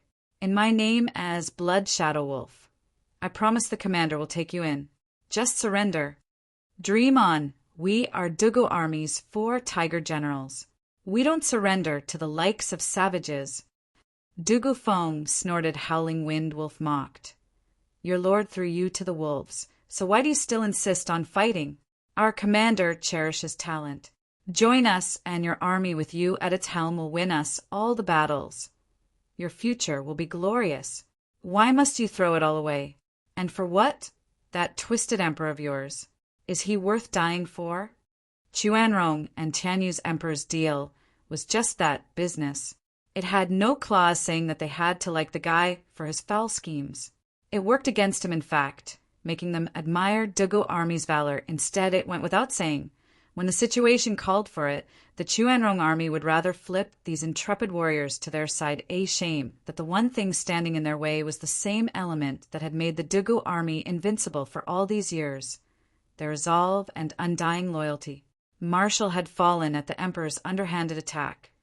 But if there was one thing these men couldn't do, it was to become traitors. Howling Wind Wolf. Blood Shadow Wolf, save your breath. We will defend our home and every soul in it to our dying breaths. Tianyu isn't the land, it is its people. Dugu Fong, shouted Dugu army, echoed his will. Even when surrounded, they held strong. Like true warriors, the 3 wolves nodded. Such fine men, a darn shame too. The wolves gave the signal. Sky-piercing Wolf shouted, For tigers of Tianyu, today is the day we'll end you and give you a proper burial.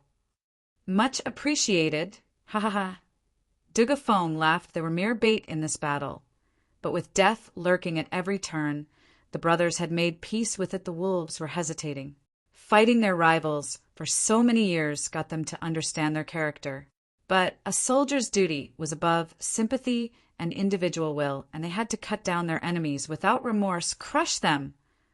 The wolves ordered, while the 4 tigers of Tianyu got ready for a 3-pronged assault. The heavy and heroic mood broke. Suddenly, due to a wail in the forest, the flames reached the heavens. The wolves cried, It's the commanding tent! An ambush! Ha ha ha! 5th brother made his move! Dugu Fong laughed. The wolf shouted, You had someone go after our base? Your entire army is trapped. What other men are there to make a sudden strike? He never saw that coming, did you? We have one more division, led by the 5th tiger of Tianyu, the Flying Tiger Army. We're just bait. Marshall figured out that you're out for a quick strike, going all out.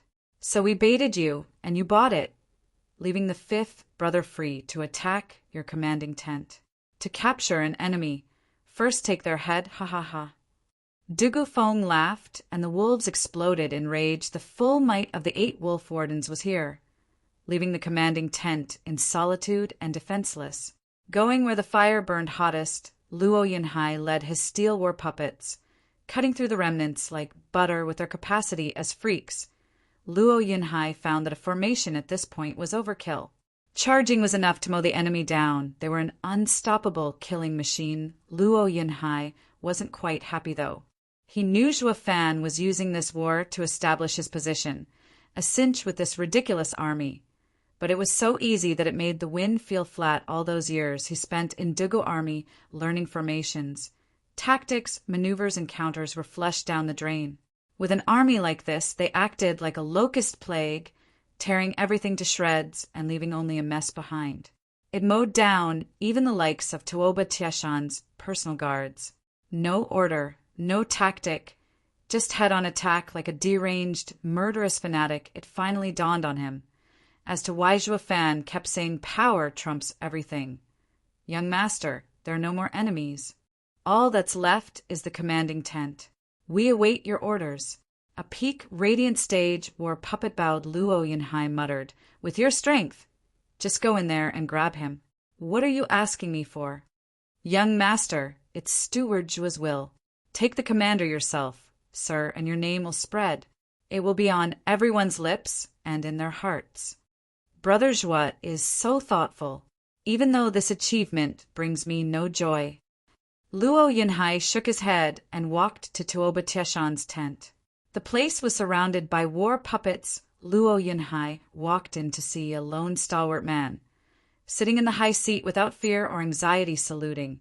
Luo Yunhai spoke. I've long since heard Godfather say the commander is his adversary for life. Today I can attest to that. But now I've taken your camp.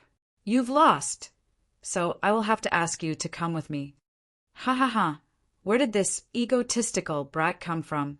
Want to beat my Chuanrong army and take me down? You have another thing coming. Luo Yunhai stared at his back. You're not Tuoba Han. Of course not. Swinging around, it was just some youth in the commander's robe. Commander knew about your side's weak position. The only way to win was by taking him out.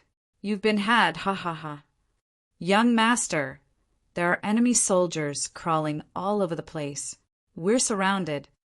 A shout came from outside. Luo Yunhai nodded and sighed. Just like Big Brothers was said, the first plan only had a 10% chance of success. We'll just switch to plan B and see if the old guy is confident enough to show up. Time to pay those brothers of mine a visit. Ha ha ha. Why are you so calm? The fake commander jerked. Luo Yunhai grinned. Unrest has never helped anyone. To get Tuoba Han, we have exhausted everything to anticipate anything. In any case, all I need is his location, and Flying Tiger Army will get him in under a minute. Ha ha ha. Luo Yunhai left a stunned fake commander behind. Why don't you kill me? I'm ready for you to take my head. Why kill a nobody? Just like Big Brothers was said. You can't stop me, so it makes no difference. Luo Yunhai's last laugh echoed in the youth's ears. He contemplated before nodding. The medal of a great general! Luo Yunhai signaled for the men to follow him out of the camp. He then heard a laughter approaching him. Savage Wolf met him with his division bursting with bloodthirst. Ha ha ha. Damn punk. You took our camp and now you want to just walk out? Where do you think this place is? Jia Lahan was bursting with power, though a peak radiant stage war puppet blocked the shockwave. Luo Yunhai snickered. It's the enemy camp, of course. What else could it be? A scenic route. Cocky little prick, talking smack even as your death nears. You're just like Zhuo Fan. Jia Lahan pointed behind him. See these? Do you think a few 100,000 men can't wipe the floor with you in minutes? Luo Yunhai made a mock copy of his gesture. See this Flying Tiger Army? Do you think it can't flatten you in seconds? Lahin was stumped. Are all Juafans underlings brash and obnoxious? He looked at the enemy once again, but snorted in the end, Rube, well, that's just 100,000 men. Well, I have 500,000 men with me. Why are you so cocky? Give up for the sake of both our men and your puny life. TCH, you're the dingleberry. You'll see soon enough that numbers aren't everything. Tell me something I don't know. The greatest army Tianyu has ever seen has always been the Dugu army. Those men behind you might be the same, but they still won't top my 500,000 elites. With Luo Yinhai still acting tough, Lahin resorted to intimidation. The kid wasn't buying it, grinning from ear to ear. Then you're just narrow-minded. Chapter 496, A War Puppet's Might. Chapter 496, A War Puppet's Might. Formation. Let's show this savage wolf just how wrong he is. Luo Yinhai shouted the war puppets, moved into the formation they had practiced for a short couple of months. The awkwardness was still there, but the foundation was steady as each soldier was an expert by himself. The sky was saturated with raw power, its volatile nature stabbing Lahin and his men into backing away. Lahin was speechless and sweat poured down on him. What the hell kind of division is this? How is it so monstrous? They're only 100,000 men, yet are proving to be more than enough to offset the numerical disadvantage. It's like fighting 1,000,000 veterans. He was better off not knowing. This display of power had him on the verge of wedding himself 5,000 Radiant Stage experts, close to 40,000 Profound Heaven experts, and the rest were in the bone-tempering stage. Such a lineup had long since stopped being a band of freaks and monsters. It was downright cheating. Bone-tempering experts were the cream of an army to begin with. Profound Heaven experts would be generals, rarer than rare, while Radiant Stage experts would be gods of war, unstoppable high generals. That was where the 8 Wolf Wardens and 4 Tigers of Tianyu stood. Your common soldier would only ever be in the chi condensation stage. An army's power had nothing to do with strength per se, but relied on formations, combining their meager efforts into a well-oiled killing machine. But the sight of close to 50,000 men being made up of Radiant Stage and Profound Heaven experts had this veteran of countless bloody battles and gruesome slaughters soiling himself. Dude, don't tease me. Since when did the world have such an army? Who in their right mind accepts becoming a common soldier with that power in them? A venerable or an elder has a better future. The likes of those joining the war effort were the great minority, and that was only because they were raised in a military environment. But this division here is an abomination. Finding further explanation unnecessary thanks to Lahin's dumb look, Luo Yinhai grinned. Savage wolf, see that? This is the Flying Tiger Army that our dear Marshal Joie has trained personally and gave to me to command. Do you mind taking it for a spin? Smiley face, the character for train here, has multiple meanings, including refining. So think of it as refined by fire, while in this army's case it is quite literal. Zijuafan soldiers. Lahin's mouth fell, not liking his situation one bit. Damn you, Juafan! Keep your freakiness to yourself. Don't spread it around. How did he train them? And how the hell am I supposed to win? Taking a deep breath to gather a semblance of reason, he shouted, "Fall back!" Like a good wolf, he led by example, taking flight. First the Chuanrong soldiers were still out of it. The sight of the savage and brash great General Lahin fleeing in panic was a first for them. Moments later, they followed suit. For even the general to abandon ship, it only went to show that the enemy was far above their station. This had never happened to the Chuanrong army before, and by God, was it embarrassing. Luo Yinhai smiled and shouted, "A team of 100 Radiant Stage experts is to go get me that savage wolf. Crush the rest." "Yes, sir." With a brief salute, they got to work like demons from hell. Luo Yinhai's men dove into the savage wolf's division, and all they had was but a crushing advantage in terms of cultivation to initiate. The culling the sky sang with the mournful cries of the defeated. Savage Wolf lost half his men in a jiffy, though the fleeing general had a big part to play. The division had lost the will to hold their formation, not that it would have made much of a difference. The war puppets would still cut through them. Jalahan sped like a wild beast, an exercise in futility against radiant stage experts. They still caught up. Jalahan was devastated. These experts weren't just many in numbers. They even had wings. How was he supposed to even escape? Rotten piece of filth. Juafan, how filthy rich are you? Did you feed them money as training? There was no way out. Jalahan sighed at the sky, finding heaven against him. What should have been an easy job, laying in wait for rats to swarm the camp. Those little rats turned on him like tigers. Now he'd be chewed down to nothing. He should have let someone else take this job. Hindsight never was much help to anyone, not in his position at least. All that was left for him was to go down in a blaze of glory. Jalahan exploded with power. I am one of the 8 wolf wardens, my strength divine, tearing at spiritual beasts for as long as I can remember, and the best warrior in Chuenrong. Come and get me. His audience chuckled with a playful look. Juafan had refined these war puppets. Besides the soul, every single cell had gone through inhuman refining. Let's see you tear steel. One war puppet shot towards him. Jalahan grabbed him and pulled crack. The snapping of bones was music to his ears. When teammates saw one of them getting torn apart, they'd be wrecked with fear, thinking they'd be next no matter how many they were. The panic would leave room for error and a way out, but his smile was short-lived. Disillusioned with his plan, his arms hung powerless from his shoulders.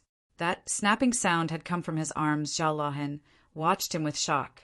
Dude, you're a body cultivating expert.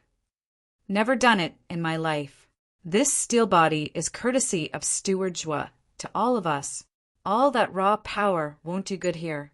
You won't be tearing anything.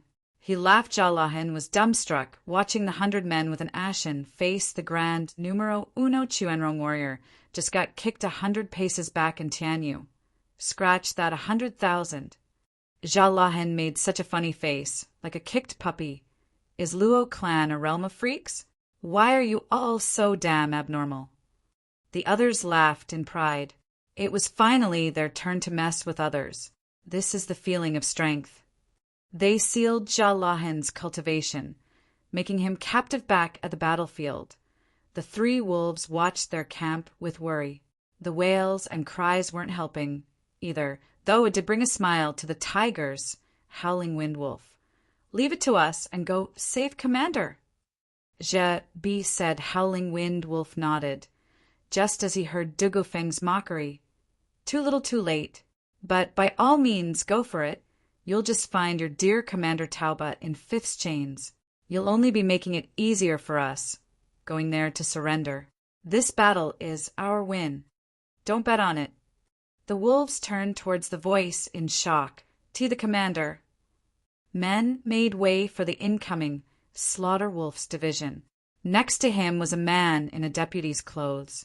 Taking off his helmet, the Grand Commander of the Chuenrong army revealed his location. Around him were Tauba Liener and his guards. Tuoba Taishan, so that's where you are. Digofong cried. Tuoba Taishan nodded in pride. I've studied Juafan's style and know he is good at using tricks. And since you're at a disadvantage, the only way to win is by taking the head. That being said, I laid an ambush in my place at the camp. And just like I figured, you went for it. Digofong fell silent. Jabi and the other 2 were lost. Slaughter Wolf explained. The deployment of all 8 wolf wardens was a ruse. Commander and young Miss had been by my side while the young master was the stand-in to draw your attention. While Jalahan's division was fake, he was in fact waiting to spring the trap on the camp. Everything went just like Commander anticipated. This way their strength will fall, and taking Wingay City will be even easier. This explanation shed light on the situation while filling the wardens with utmost respect for Tuoba Taishan. It was then that a flash of fire covered the sky, unleashing a monumental explosion and adding its own particular light to the battlefield. Chapter 497, Total Victory. Chapter 497, Total Victory. Tuoba Taishan frowned at the flaming corona, and a bad feeling overcame him. Just what are you planning? Is that an ambush? Ha ha ha. The few you see here are the only ones that can fight. What ambush? Then Tuoba Taizhan looked Dugu Feng dead in the eye. Dugu Feng's mouth perked up. Ha ha ha. Tuoba Taizhan, you fell for it. There's no getting out of this one. Tuoba Taizhan squinted. Forgive this old man for not making sense of anything you just said. Tuoba Taizhan, just like you said, we're short on manpower, robbed of the option to meet you in open battle. Victory can only come by taking the leader. No matter how important the main camp is, the commander had to be safe at all times to lead the army. Marshal Zhuo figured you'd ditch the camp and hide among your troops. Dugu Feng snorted. Tuoba Taizhan gasped, What's the point of striking my camp then? Bait. Dugu Feng laughed. In Marshall's immortal words, all big guys like to work it, either openly or hidden. Whether we stormed the stand-in commander's camp or Fifth went for it, both would achieve their purpose as bait, to flesh you out and have you explain your grand plan in a glorious fashion. Ha ha ha. Tuoba Taizhan flushed and coughed. Explaining the enemy's ploy was one of the rare joys of a commander, filling him with pride. Yet to use such a glaring weakness had the old man embarrassed. I'm not one to be haughty, just a bit prideful. Is that so bad? Tuoba Taizhan cooled and asked, What's the point of it all, just to take a bite out of me? Hardly, though it did do the trick, getting Sir to stick out his neck. Dugu Feng grinned. Tuoba Taizhan shuddered, and his instinct screamed at him. Slaughter Wolf mocked. What good will knowing do? I don't see any men you can spare to take him out, do you? Not one extra. They're all you see. Dugu Feng's confidence never dropped, though. Provided the fifth brother knows your location, he'll be sure to come killing. All that's left is to surrender. Fifth? Humph, you only sent him? Slaughter Wolf sneered. Is your memory on the fritz? Commander just said that Jia Lahin is there. He's not coming back. Even if by some miracle he does slip away, by the time he gets here the commander will be gone, to say nothing of us still being around. Yet you are still sticking to that preposterous notion that he'll even touch Commander? Dugu Feng showed a vague smile. Wanna bet? Fifth will come any second now with Jia Lahin in chains, and you'll be soon to follow. There's no way one division holds so much power. That will be outrageous. Slaughter Wolf kept on looking down on them. A cry came just in time to cut him short. General, what is that? And here he comes. Dugu Feng grinned with his brothers. Slaughter Wolf sighed, stared with dumbfounded and goony looks. A black swarm was flying from the main camp, right towards them. What were written off as birds, a closer look found them to be men with wings. This ruthless and savage division had no one else in the lead but Luo Yinhai. What the hell is this? Tuoba Taizhan didn't fare any better. Dugu Feng felt generous today. That is the 100,000-strong Flying Tiger Army. Our marshal trained himself, under Fifth's command. Flying Tiger Army? As in really flying. Tuoba Taizhan was slack-jawed. For all his military career, he'd never heard or seen such a division. Dugu Zhantian did attain flight through a desperate move, but it was short-lived and because of an art. Many soldiers died to fuel the Dragon Soul's skill, while these men each flew by themselves. An army has chi condensation experts as soldiers, bone-tempering experts as elites with a seldom profound heaven or radiant stage here and there. But when flying, they'd leave their division. While half this team is made up of radiant stage and profound heaven stage experts, and the rest are bone-tempering men with wings, truly a flying division. Their 100,000 can beat 1,000,000 without any problem. Commander Tauba, let's see you get out of this one. Dugu Lin grinned at the Chuanrong. Slaughter Wolf blurted. Profound heaven and radiant stage experts make half of it? That means there's 50,000 experts. Tuoba Taizhan was speechless, his mind a wreck. He'd never come close to even considering the possibility that Zhuo Fan would pull something like this against him. He knew Zhuo Fan was shifty, outstanding, and a prick, but this was too much. No human could pull this off, not a normal one, that is.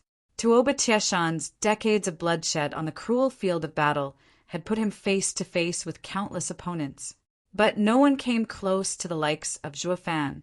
He was damn sure there wouldn't be a second either. He's not human. Tuoba Taizhan, give up. Luo Yunhai was on top of him with his men, their crushing aura choking the enemy. Slaughter Wolf brought his men to the front. Protect the commander. Slaughter Wolf Division, help me block him. Yes, sir. The men howled. Luo Yunhai shouted, Formation, charge! Like a guillotine from the heavens, the two sides slammed into each other. Whoosh, Flying Tiger Army ran Slaughter Wolf's division through, killing close to 100,000 and maiming half. Slaughter Wolf himself didn't fare much better, trailing blood on his way to kiss the ground. Luo Yunhai's team just kept on going, and going the other wolves tensed. Slaughter Wolf was the strongest of them all, yet he couldn't do a thing. Looking back at their commander, they all knew they had to meet the enemy if they were to protect him. Sky-Piercing Wolf, Howling Wind Wolf, and Blood Shadow Wolf were the next to go. The three divisions fused into a mighty attack to meet the Flying Tiger Army's charge. Even behind the formation's aura, Luo Yunhai felt the pressure. Scatter! Luo Yunhai made prompt decisions. The three wolves hit nothing but air. Gather! Luo Yunhai was behind the wolves, while the Flying Tiger Army was behind him, ready to attack. The wolves' morale hit rock bottom. They knew how to fight ground battles, and could jump if the situation demanded it. But switching formations wasn't done on the fly. While the Flying Tiger Army had free movement all around them, and could scatter and gather on a whim, the sudden strike from behind had driven them to the brink of despair. Whoosh, Flying Tiger Army's charge took down even more men this time. The wolves were flung into the air, out of this fight and out for the count. It was hardly an effort to reach Tuoba Taizhan. Looking at his distraught face, Luo Yunhai smiled, speaking from above. Commander Taoba, you've lost. Surrender now. Tuoba Taizhan sighed and shouted, Soldiers, stop fighting. The Chuanrong army has lost. Tuoba Taizhan choked on those words. Getting them out sapped him of every bit of strength, slumping to the ground.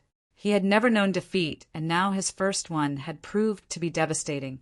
Taoba Liener went to him in tears. Tuoba Lufeng, the standing commander, was every bit unwilling, but relented in the end. Everything was going like clockwork, until this freak team showed up, turning everything upside down. All say Zhuo Fan is shrewd, but pulling out this trick is a complete cheating. Ha ha ha, Tuoba Lufeng mourned his fate. Chapter 498. End. Chapter 498. End. Outside Wingay City, out of the million men drafted to fight the Chuanrong, barely any had survived. Tanyu had many cultivators, but on the field of battle anything could happen, stopping them from going all out. Lone wolves as they were, they easily fell under the might of Chuanrong's military discipline. These people were in qi, condensation, or bone-tempering stage, and were nothing more than cannon fodder. Zhuo Fan had no hope for cannon fodder, putting them in front of the enemy just to buy Wingay City some time. The real winning move was executed by the four tigers and Luo Yunhai, although now this cannon fodder was about to collapse. Wingay City's gate was about to crumble any second because of the Chuanrongs. Siege the house lords standing on the walls were waiting for any sign of Zhuo Fan. All they had was hope. What's Steward Zhuo doing? The city's about to fall. It was at that moment that Chuanrong's commander declared surrender. The fighting stopped right away. The Chuanrong were stumped, knowing they had over 2 million men's advantage, and were this close to taking the city commander's orders left them lost and confused, while the Luo clan's recruits were so touched that they started shedding tears of joy, being able to keep their lives intact. Their next hope was for a reward, hugging a big shot and shooting through ranks. Mommy, that was tough! Crying sounds came from everywhere. Chuanrong were crying for losing and going home defeated, while the recruits were crying out of joy and their new lease on life. The house lords eased a breath, cheering at the victory if not for seeing it with their own eyes. They'd never have believed that a ragtag bunch labeled an army could win against the likes of God of War that Dugu Zhantian fought for decades. The Chuanrong's elite army, it was like a dream come true. Steward Jua is amazing, a miracle worker. The three sages saw the exuberant joy and the crushing sadness being played on everyone's faces and frowned. A commander like Tuoba Taizhan had lost to Juefan, who was a newbie in the art of war. Human sage, what now? We haven't yet dealt with this little freak. Holding his gesture, Heaven Sage had a tight expression. Watching the furious Gu Santong Shadow King hesitated. If it were anyone else, our tri-barrier would have had him sapped of strength, and they would be dead by now. But this brat is no human to still be so lively. For the love of God, are you that dumb to not be able to see the truth staring you in the face? Does that thing look like a human to know? Earth Sage, glared Shadow King, was annoyed. Why not forget it? We'll settle our debts with him next time. With us stuck like we are, the Luo clan's men will come for us. Just where in the blazes did Fong Chobai run off to? I never saw him once during this battle. He'd be able to at least buy us some time. The other sages nodded. Let's take the barrier down and leave. We'll think of something else the next time we deal with the freak. Heaven Sage proposed while they reached a decision. Gu Santong was still raging. You no good two-bit pond scum. Once I get out of here, I'll trample you to pieces. The trio jerked back to reality with Earth Sage saying, Let's not do that for now. If we take the barrier down, how will we shake him off our tail? Right at that moment, the tri-barrier suddenly lost its golden glow, and right away, Gu Santong started snapping the chains binding him like twigs. Heaven and Earth Sages cried out. In their confusion and shock, they turned to the missing Shadow King for answers. The bastard made a run for it. What are you doing, human sage? They shouted at him. Shadow King grinned at them. With the barrier gone, the freak will kill us. It's better if you stall him while I get a head start. You twisted goddamned son of a bitch. You sold us out. The two sages roared at the betrayal. Shadow King perked up. Ha ha ha, you've betrayed me once before as well. This seems only fair. And floored it away, leaving those suckers holding the barrier. Dropping the barrier now would have Gu Santong go to town on them. Just looking at him would tell you all about his rage, yet by the sounds of those snapping chains, Gu Santong's freedom was but a matter of time. Not to mention the Luo clan was bound to come over any minute now, and then they'd truly be doomed. They were dead, no matter how they swung at the sadness and hatred from having such a fate left them unable to choose. A new voice sounded which seemed to help. Hey, you two! Weren't you on Prime Minister Zhuge's side? So you're the Emperor's men. His Majesty sure is insidious. No wonder Zhuge Changfeng had such a cruel fate. The two sages swung around and paled. Zizi Zhuefan, shouldn't you be dead at the hands of those ethereal stage experts? It's them who are finished. Zhuefan put on a sadistic smile, revving up the fear the two sages were feeling many times over. If even those three ethereal experts are toast, what'll happen to us? Gu Santong twisted his huge body, roaring, Dad, just in time. Kill those bastards. These chains hurt. Giving an assuring wave, Zhuefan returned to the two oldies. A couple of adults picking on my kid when there's no supervision? Are you taking advantage of my compassionate and merciful heart? These questions drove one painful nail after another into the sages. Not one of you two is normal. It's you who is picking on us. And how the hell are you compassionate? Stop faking sainthood. With Zhuefan here, they knew their plan to finish off Gu Santong was a bust.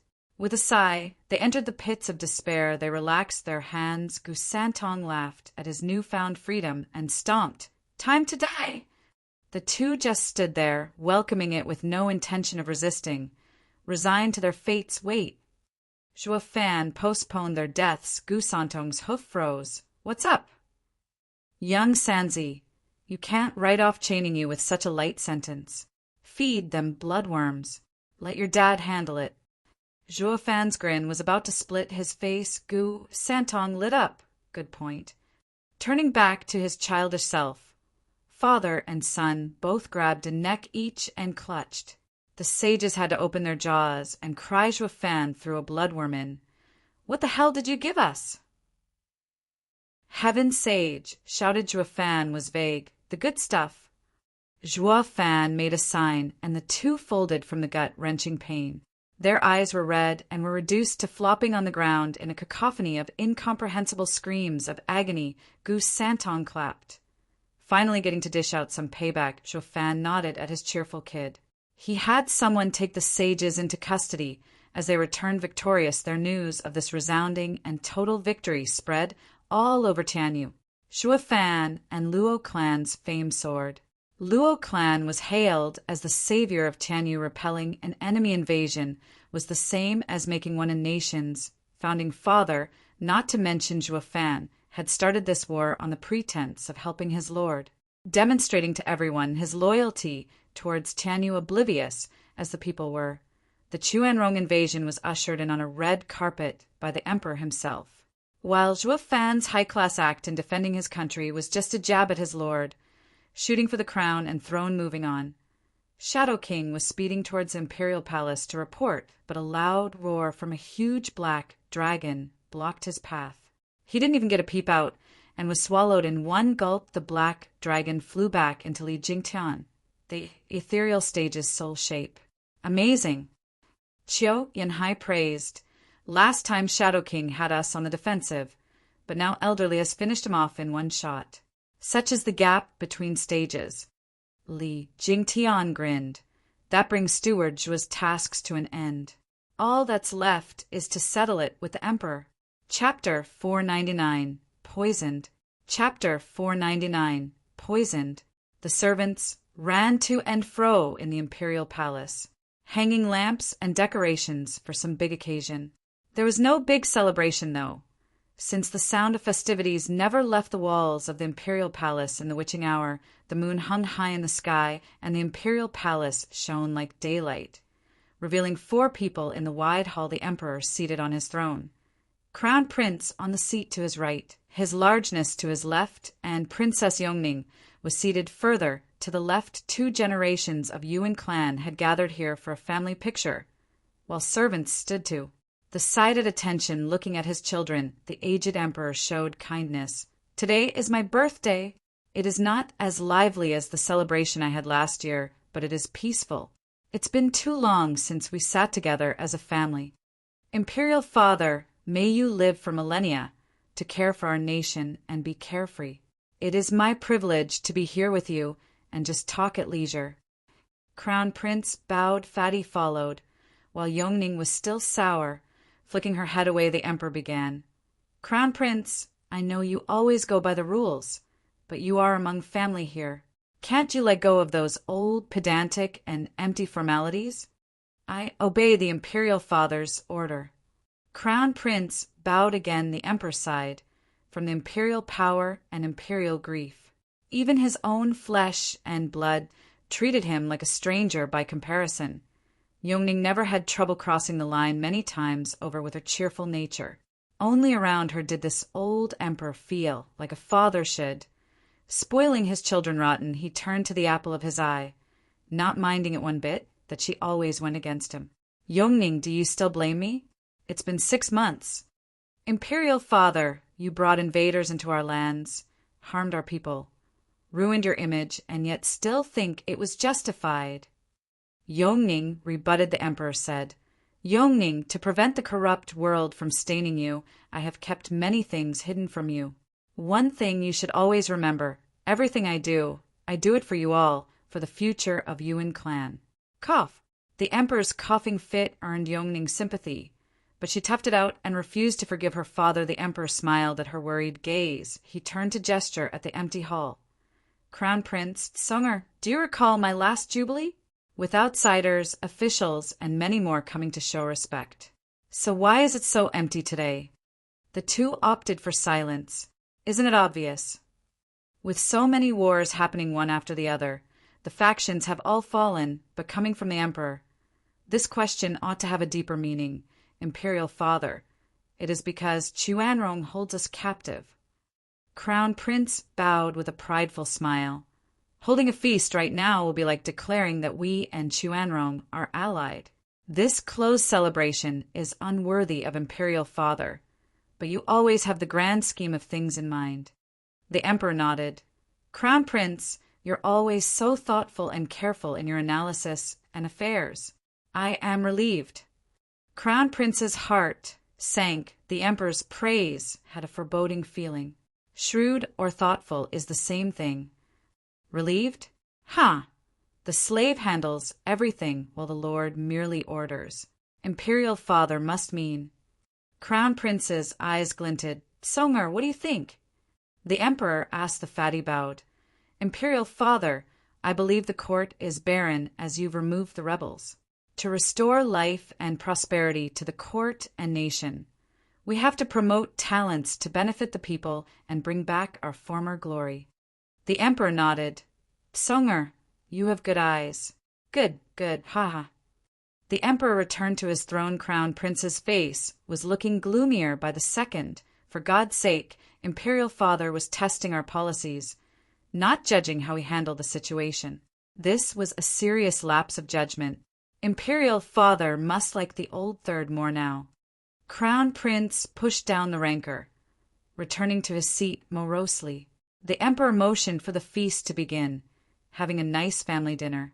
Everyone seemed happy, except Yongning, choosing to ignore her traitorous father. The Emperor still watched her with the same fond eyes. Cough. The violent cough turned the Emperor pale. A servant rushed over with a bowl. Your Majesty, please take your medicine. The Emperor drank it all. 1 second he felt better, and the next he spurted black blood, with black mist hovering around his face. Poison! The Emperor groaned. Fatty inspected with caution, and Yongning was flustered, rushing to her dear father's side. Tearing up, Imperial Father, why is there poison in the medicine? Fatty and Yongning glared at the servant, but the guy had lost it from fear, and was about to soil himself. Poisoning the Emperor was a capital offense. Of course he'd panic. A flat voice came. Imperial Father, you have gotten on in years and should pass down the mantle. I ask that you come to a decision. Crown Prince stood up with pride, brushing the non-existent dust off his shoulder. You! The Emperor shook. This news was devastating. With his twisted smile finally out in the open, the Crown Prince admitted to patricide. It is me. I had someone slip poison in your medicine, a 7th-grade poison. Once it sets in, there's no cure. Why, big brother, why must you poison the Imperial Father? Yongning lamented. Fatty glared at him as well. Crown Prince mocked. Yongning, Imperial Father is right. You're too innocent. The less you know, the better. I want to know. Tell me what possible reason drove you on the path to regicide and patricide. Yongning shouted. Crown Prince smirked. You really want to know? Fine, I'll tell you. You call this patricide and regicide. But has dear father ever seen me as a son? I am a mere pawn in his games. How can you speak of your Imperial Father like that? He may have brought invaders to his lands, but he never once treated you wrong. Yongning cried out, filled with disbelief. Crown Prince pointed at the poisoned Emperor, his face dark. Ask him if he has never done it before. Yongning watched the disdain on the Emperor's face. Oh, do tell, Crown Prince, when have I done you wrong? Do you really want me to say it, or is it to understand my thinking? Crown Prince sneered. Doesn't matter, I will explain. You made me the Crown Prince of this nation without any intention of handing the throne to me. I am just old Third Shield. Crown Prince flicked a hand at Fatty. The tubby's largeness wobbled in shock. The Emperor said, Go on. Imperial Father, everyone covets the Crown Prince's position. You appointed me early on and had everyone's attention plastered on me so that Fatty will have an easy time filling his future role. Crown Prince squinted. The Emperor is ruler supreme and is clear about every little thing happening in Tianyu. Over the decades, it was only the Fatty roaming the lands. You didn't seem to like him, giving him the worst tasks, while you actually favored him the most. You alienated him to protect him. All the tasks you picked for him were to shape him for the throne, while the great Crown Prince was still stuck with a target on his back, drawing everyone's hostility, only to end up kicked to the curb at the end. Crown Prince's eyes were bloodshot. The other two were hateful and unwilling, but still turned to the Emperor. Stunned, yet the Emperor only stared back at the Crown Prince. Chapter 500. Good Son. Chapter 500. Good Son. Crown Prince, believe it or not, I have never, not once, abandoned you. The Emperor spoke up, but all Crown Prince heard was the most outrageous joke ever, shaking his head. Never? You're still trying to fool me even now? Your last Jubilee made your choice painfully clear. You gave old Second your men to keep the peace. You gave me a scepter, a symbol of power and fortune, to do as I wished. But tell me, which Crown Prince in our entire dynasty could do as he wished? When have you, Imperial Father, ever managed to do so?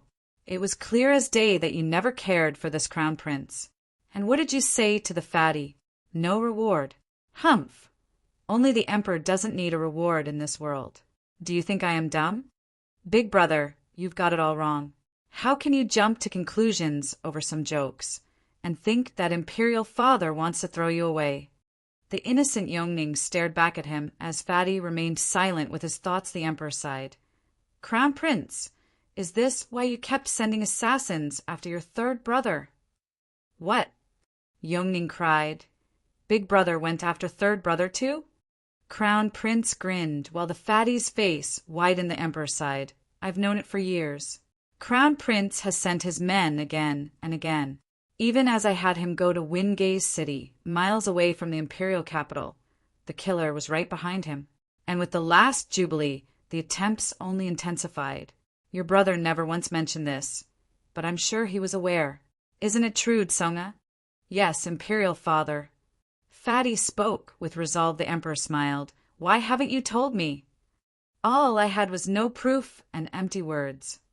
Fatty shook his head. The Emperor praised. A real man shows patience, just like a monarch. Crown Prince, you said I favored your third brother, and you're right. But ever stop to think as to why? You're a stickler for formality, and quick to anger. When going after an adversary, either finish him off the first time, or you might as well not try at all. In all of your frequent attempts these past years, not once have you prevailed. You are a sore disappointment. Crown Prince gnashed his teeth. Face ashen, Yongning watched her father lost. What are you saying, Imperial Father? You would just let them kill each other? This is why I kept you in the dark. The throne is singular, and the one to take it is the one to come out on top from the killings. He is the sole ruler of Tianyu, defender of the Yuan clan's domain. He sighed. I never could bear to watch the three brothers tear each other apart, but this is our fate, survival of the fittest. This will reveal the perfect candidate for the crown. Success is built on the bones of others by killing with impunity, while the throne is created on a mountain of corpses. The fatty nodded, and Yongning was so overwhelmed that her tears never stopped. What kind of family is this? Father against son, son against father. Doesn't anyone have the slightest compassion? Clap. Crown Prince snickered. Imperial Father, you make damn good sense. The sole survivor shall inherit the throne, which would be me. Since we're in understanding, Imperial Father, hurry up and make it happen. It should at least justify my assent. Ha ha ha, Crown Prince. When did I ever say you're fit for it? The Crown Prince spoke. Imperial Father, you said it yourself. The last one to survive will be king. Now that I have dealt with everyone, even you, the throne belongs to me by right of heaven. I'm not finished. The Emperor shook his head. Crown Prince, your methods are ruthless and had good timing, unlike your second brother. But you're just too fixed on your path, too narrow-minded to hold the weight of the lands on your shoulders, not to mention your short gaze. Like I said, you can't see beyond your nose, unlike your third brother. What a load of crap. Why do I get the feeling that you're still testing our reactions, our policies? Crown Prince, bristled. The Emperor mocked. And that's where you are lacking. A ruler has his own reasoning, not jumping to conclusions about everyone's intentions. Following the monarch and going with the flow is how a lackey does it. An emperor needs to be firm to have his own judgment, and you sorely lack in this department. Enough! You're breathing your last, so stop splitting hairs and give me Tianyu. Crown Prince flicked his hand. The emperor smiled. Crown Prince, you're not worthy. Guards, to me. 5 radiant stage men landed before the emperor. Crown Prince was unfazed. Ha ha ha. You've spared nothing in getting rid of Zhuofan, sending even divine dragons and shadow guards. All that's left are the dregs. Men, get them. Whoosh. Behind him were 10 radiant stage experts. The winner was obvious, just from numbers alone, although the emperor kept his cool. Attack! His guards went for it, and Crown Prince's men reacted. The imperial court became a maelstrom of auras. Emperor's guard fought tooth and nail, even at a disadvantage. Though they lasted only 15 minutes, Crown Prince grinned, his prize within sight. Yet the emperor still had that unnerving calm. Psonger, Yongning, turn the dragon head on the throne's left armrest and take the tunnel out of the city. I've already placed the imperial seal inside. Just take it and flee to Commander Tauba. They should be on their way back from taking Wingay's city. Say you'll rescue the emperor, and he'll help you. The only way to get his share of Tianyu is by having the agreement signed with the seal. He has to help you. Weak as he was, the emperor showed his mettle. The fatty was overwhelmed by complex emotions. Imperial father, my time has come. I can only stall them. The emperor smiled. Father! Yongning sobbed. Fatty saw the emperor's loving gaze, and his insides twisted with indecision. Just as 2 guards fell, the emperor said, puzzled, Psonger, why aren't you going? You're not one to be so sensitive. Fatty spoke firmly. We don't need to go. Big brother can't win. The emperor was taken aback. A white sword strike butted into the fight. Crown Prince's men lost their heads and spurted blood. Like fountains, Crown Prince panicked. A man in white, of impressive aura and holding a green jade flute, floated there wrapped in green flickers. Feng Qiubai? Why, you're supposed to be gone. Imperial father sent you with the Chuanrong. Crown Prince gulped, then flicked his head over to the emperor. Is this another one of your plans? The emperor was just as confused. Mr. Feng, I didn't call for you. I did. The stunned emperor met Fatty's beady green eyes. This day is also the first time I've acted. Master wanted to lend me support for a while. The emperor shook his head. Psonger, I have read many people in my life, had the world at my fingertips, but you are the last one I ever expected to elude me. Psonger, you're truly my one good son. The emperor spoke heavily, whether from excitement or anger. Chapter 501 Winner. Chapter 501 Winner. Fatty avoided the emperor's gaze. Father, didn't you say to do it right the first time, or don't do it at all? Yes, the emperor dulled. It was wonderful news that his son had surpassed him, but for the situation to devolve to this state had him forlorn among his sons. He knew them all inside and out, except Fatty, not because he was blinded with fatherly love, but because the kid kept everything too close to the chest for years and years. There was nothing the emperor could pick on to even make a rough sketch. Crown Prince's greed and hypocrisy, second son's impulsiveness, all were easy targets for his ploy. Only his youngest son never left anything out until the very last moment. The emperor would welcome his first 2 sons' attacks with open arms, having contingencies in place, of course, while his 3rd son's move would come out of the blue, for sure. You knew about the Crown Prince's poisoning trick? The emperor sighed. Fatty nodded. I had planted someone in his circle, but didn't the imperial father know about it as well? With your cautious nature, the only way to get poisoned is if you let it happen by choice. What? Crown Prince and Yongning were shocked. The emperor gave a bitter nod. I did know, but I was even more aware of how my body is waning one excruciating day after another. I realized that using Crown Prince's crimes today will be much better for paving your future. Crown Prince choked. Imperial father, am I not your son? Why are you using me for him? It's not using you, but simply guiding you. What happened today is because of your greedy nature. The emperor snickered. You reap all you've sown. A saint is void of desire, though that is easier said than done. Fatty bowed. I shall take it to mind. No, it is I who should. The emperor said the last topic was to give the crown prince one last chance. He just had to give me a proper response, and I wouldn't have drank the poison. Would you have made the same choice, Tsonga? Fatty replied, Success is built on the bones of others. No, I would not. I knew I made the right choice. Always strike true, or never strike at all. Even if it is your kin that stops you, you shall crush them with the same impunity like anyone else. That's what makes you a ruler. The emperor praised Crown Prince, was bleeding inside. Princess Yongning watched it all with sightless eyes, before all coming back to her, and she raved, You're insane. Everyone's insane. She ran away in tears and bumped into someone's wide chest. As she moved past, the man grabbed her. It's been so long, Princess, but your feisty nature hasn't changed a bit. The imperial family frowned at the familiar tone. Yongning raised her cute face, and welcoming her was Zhua Fan's trademark evil smile, Zhua Fan. Yongning jumped in his arms, crying for her life. The best steward beneath heaven froze there with a dumb look. Yin Shuang at his side was annoyed for some unknown reason. Pulling at Yongning's clothes gently but firmly, Yongning, what's wrong? Yongning just hugged tighter and cried harder. The 4 tigers of Tianyu's mouth twitched. What's with Marshall always getting the girls? We're no less cooler than him.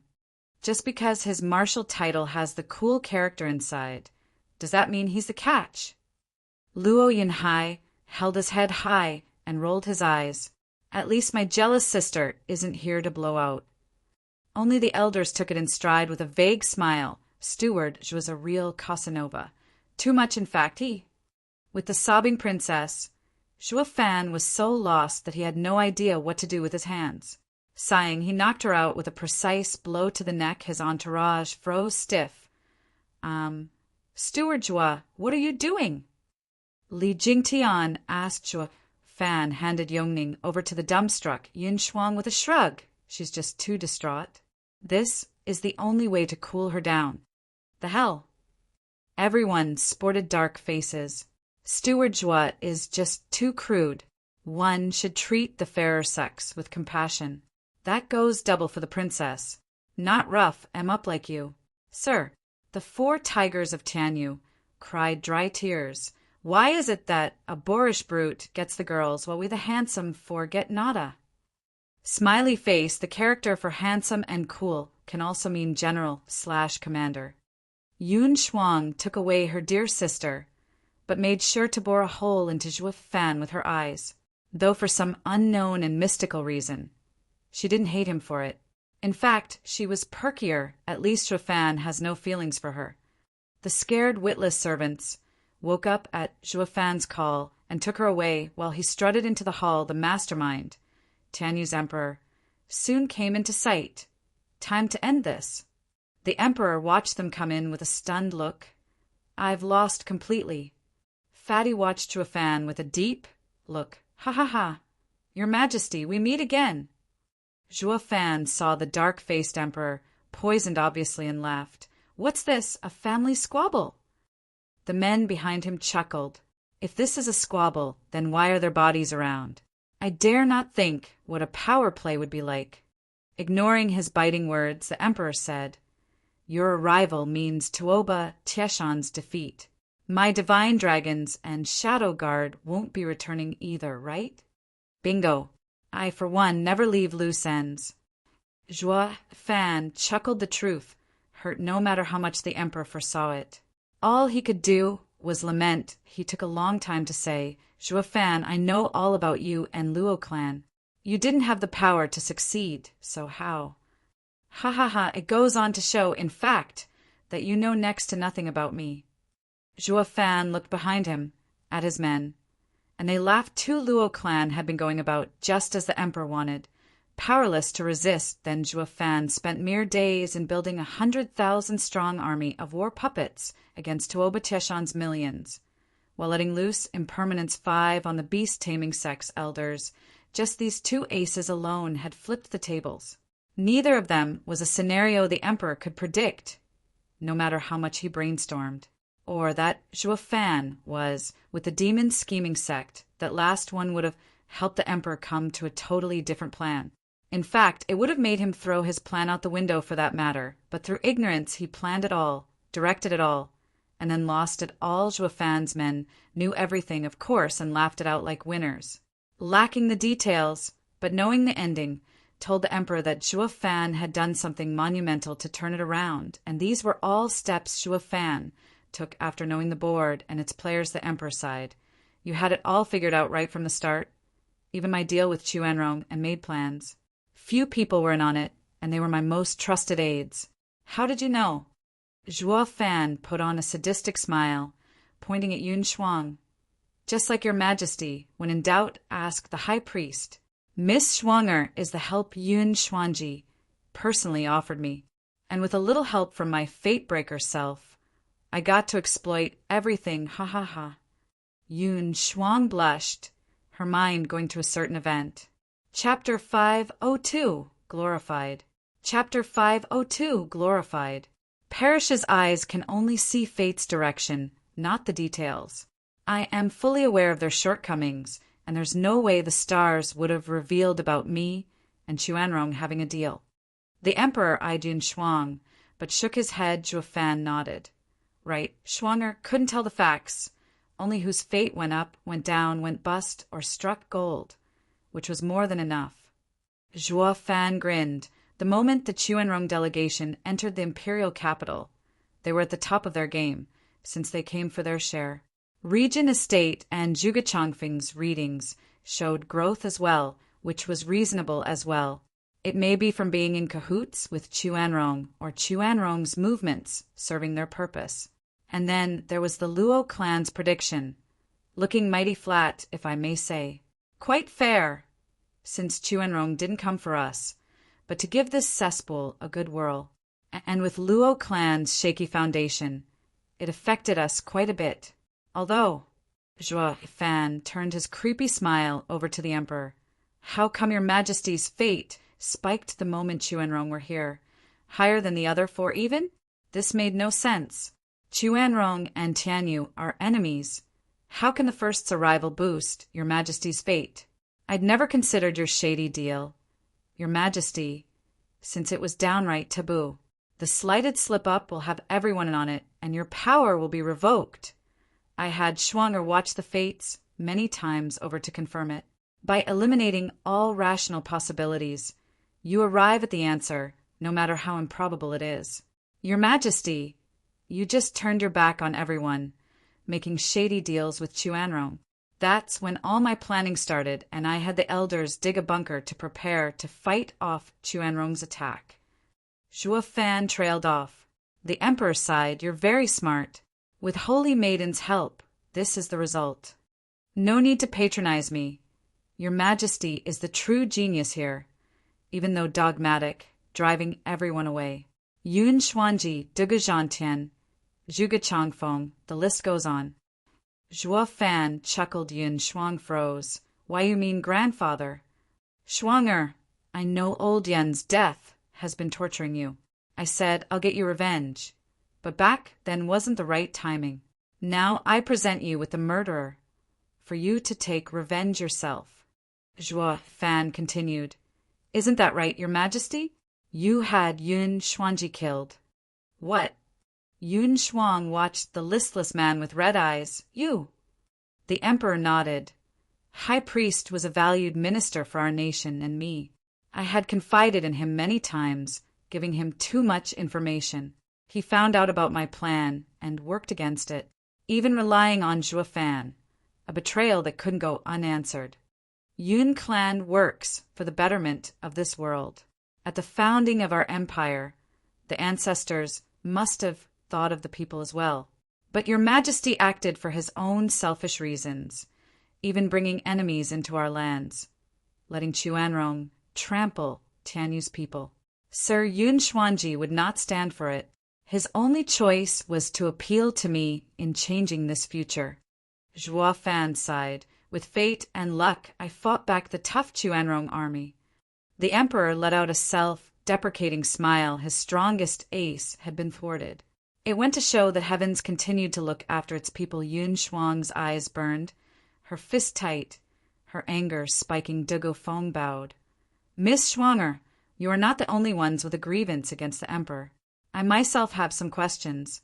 Once it all comes to light, Miss Schwanger is free to end it. Yun Shuang nodded, bottling that raging torrent. Dugo Feng began.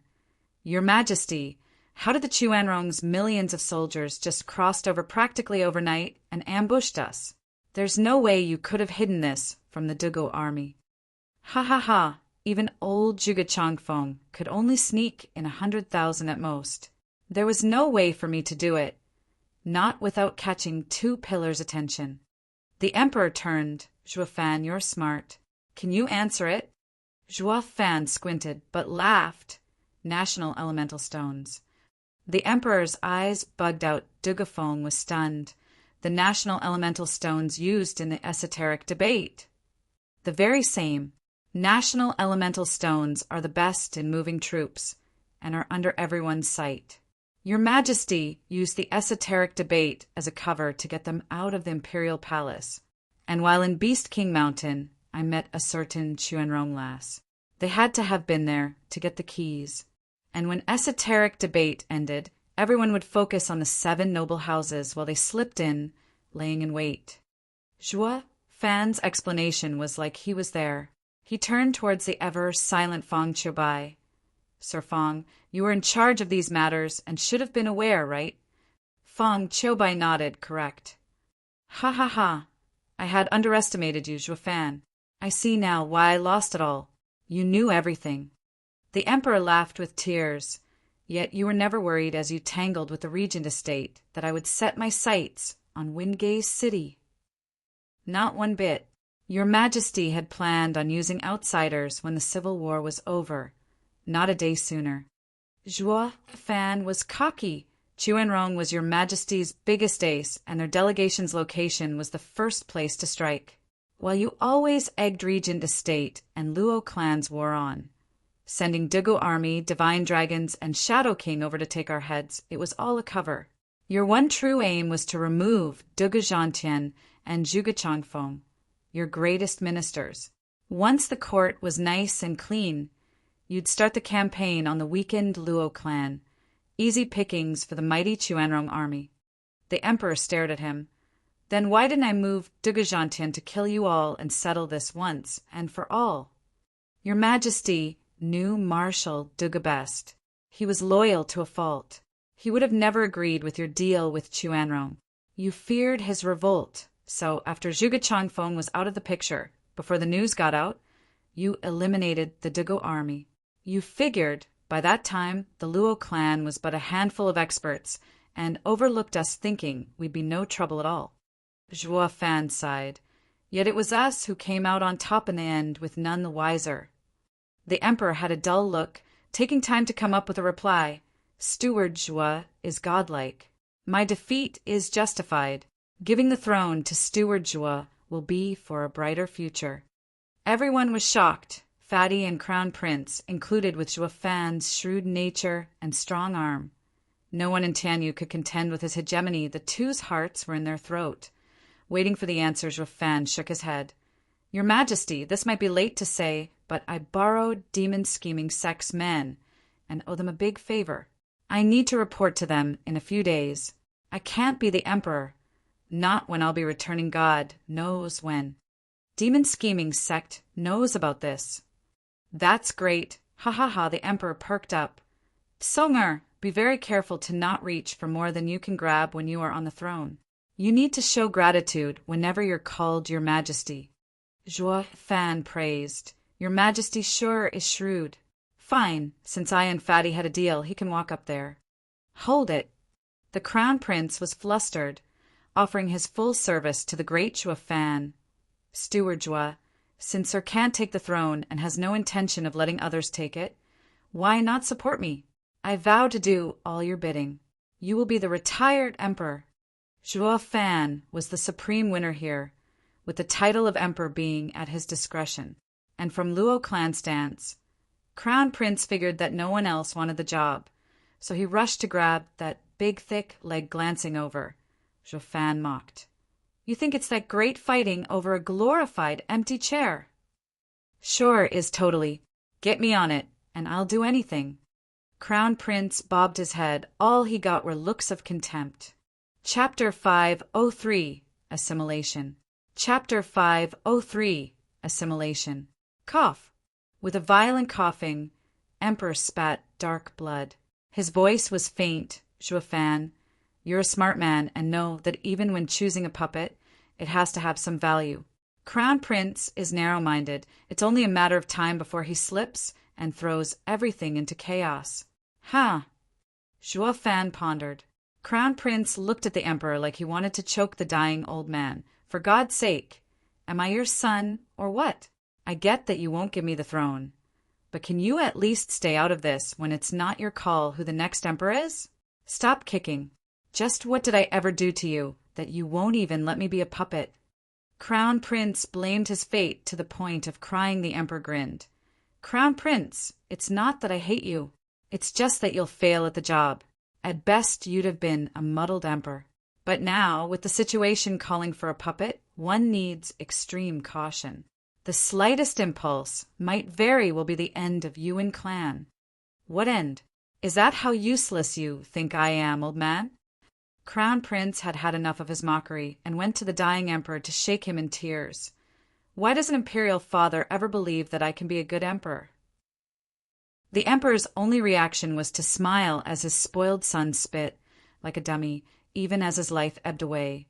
His smile never lost its brilliance. Imperial father! Fatty shouted with a trembling lip. Crown Prince watched the familiar face, feeling a sudden sense of loss. He was ready for the emperor's death when he poisoned his father, yet experiencing it proved to be painful nonetheless. Zhuo Fan watched it all with a cold eye. Fatty, you should handle your family's matters. In 2 days, you'll sit on the throne.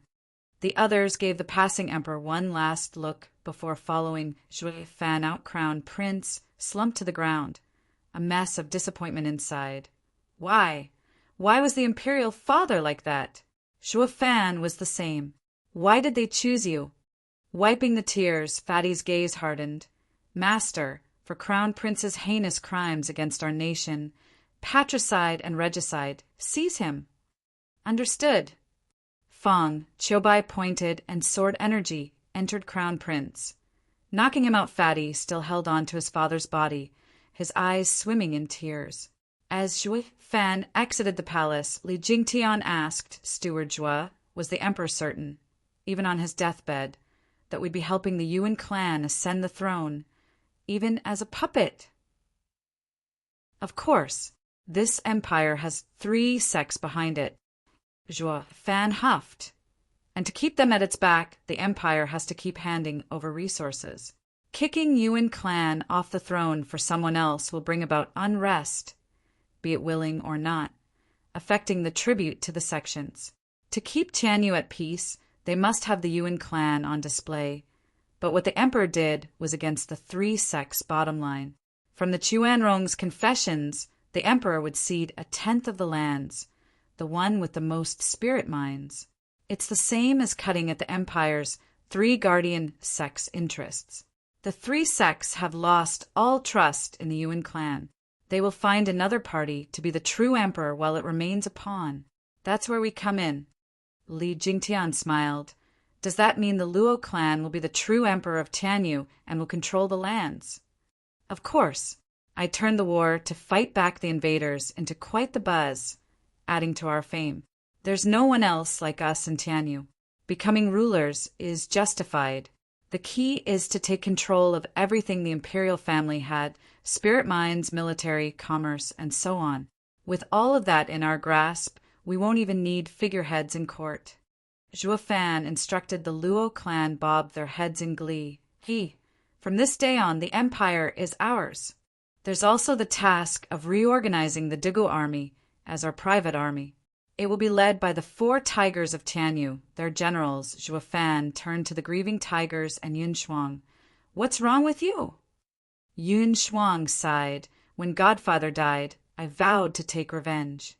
Now that all the enemies are gone, I have lost all the drive to hate and feel morose. The emperor is a sad man, giving his life for the imperial family, only for all his efforts to be in vain. Yeah, Dugo army vowed loyalty to his majesty as well.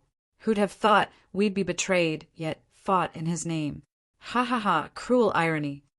Dugo army, sighed the other tigers, echoed his sentiment. Juefan said, nitpicking bunch. Enemies are enemies and friends are friends.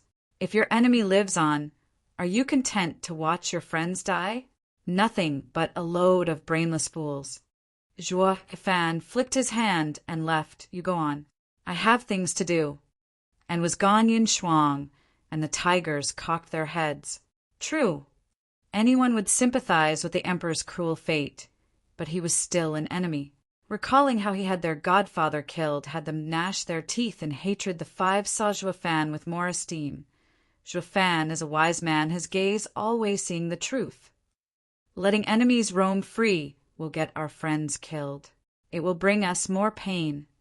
Juefan turned to a dark building, where a man was waiting for him inside with a bow. Steward Jua, allow me to congratulate you on your complete victory in grasping this nation and becoming its true ruler.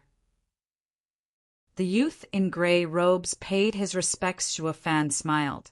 I'll have to congratulate Brother Yuming as well for figuring it out and choosing my very glorious bridge for your far sight. Your future is limitless, ha ha ha. Oh, you're too kind.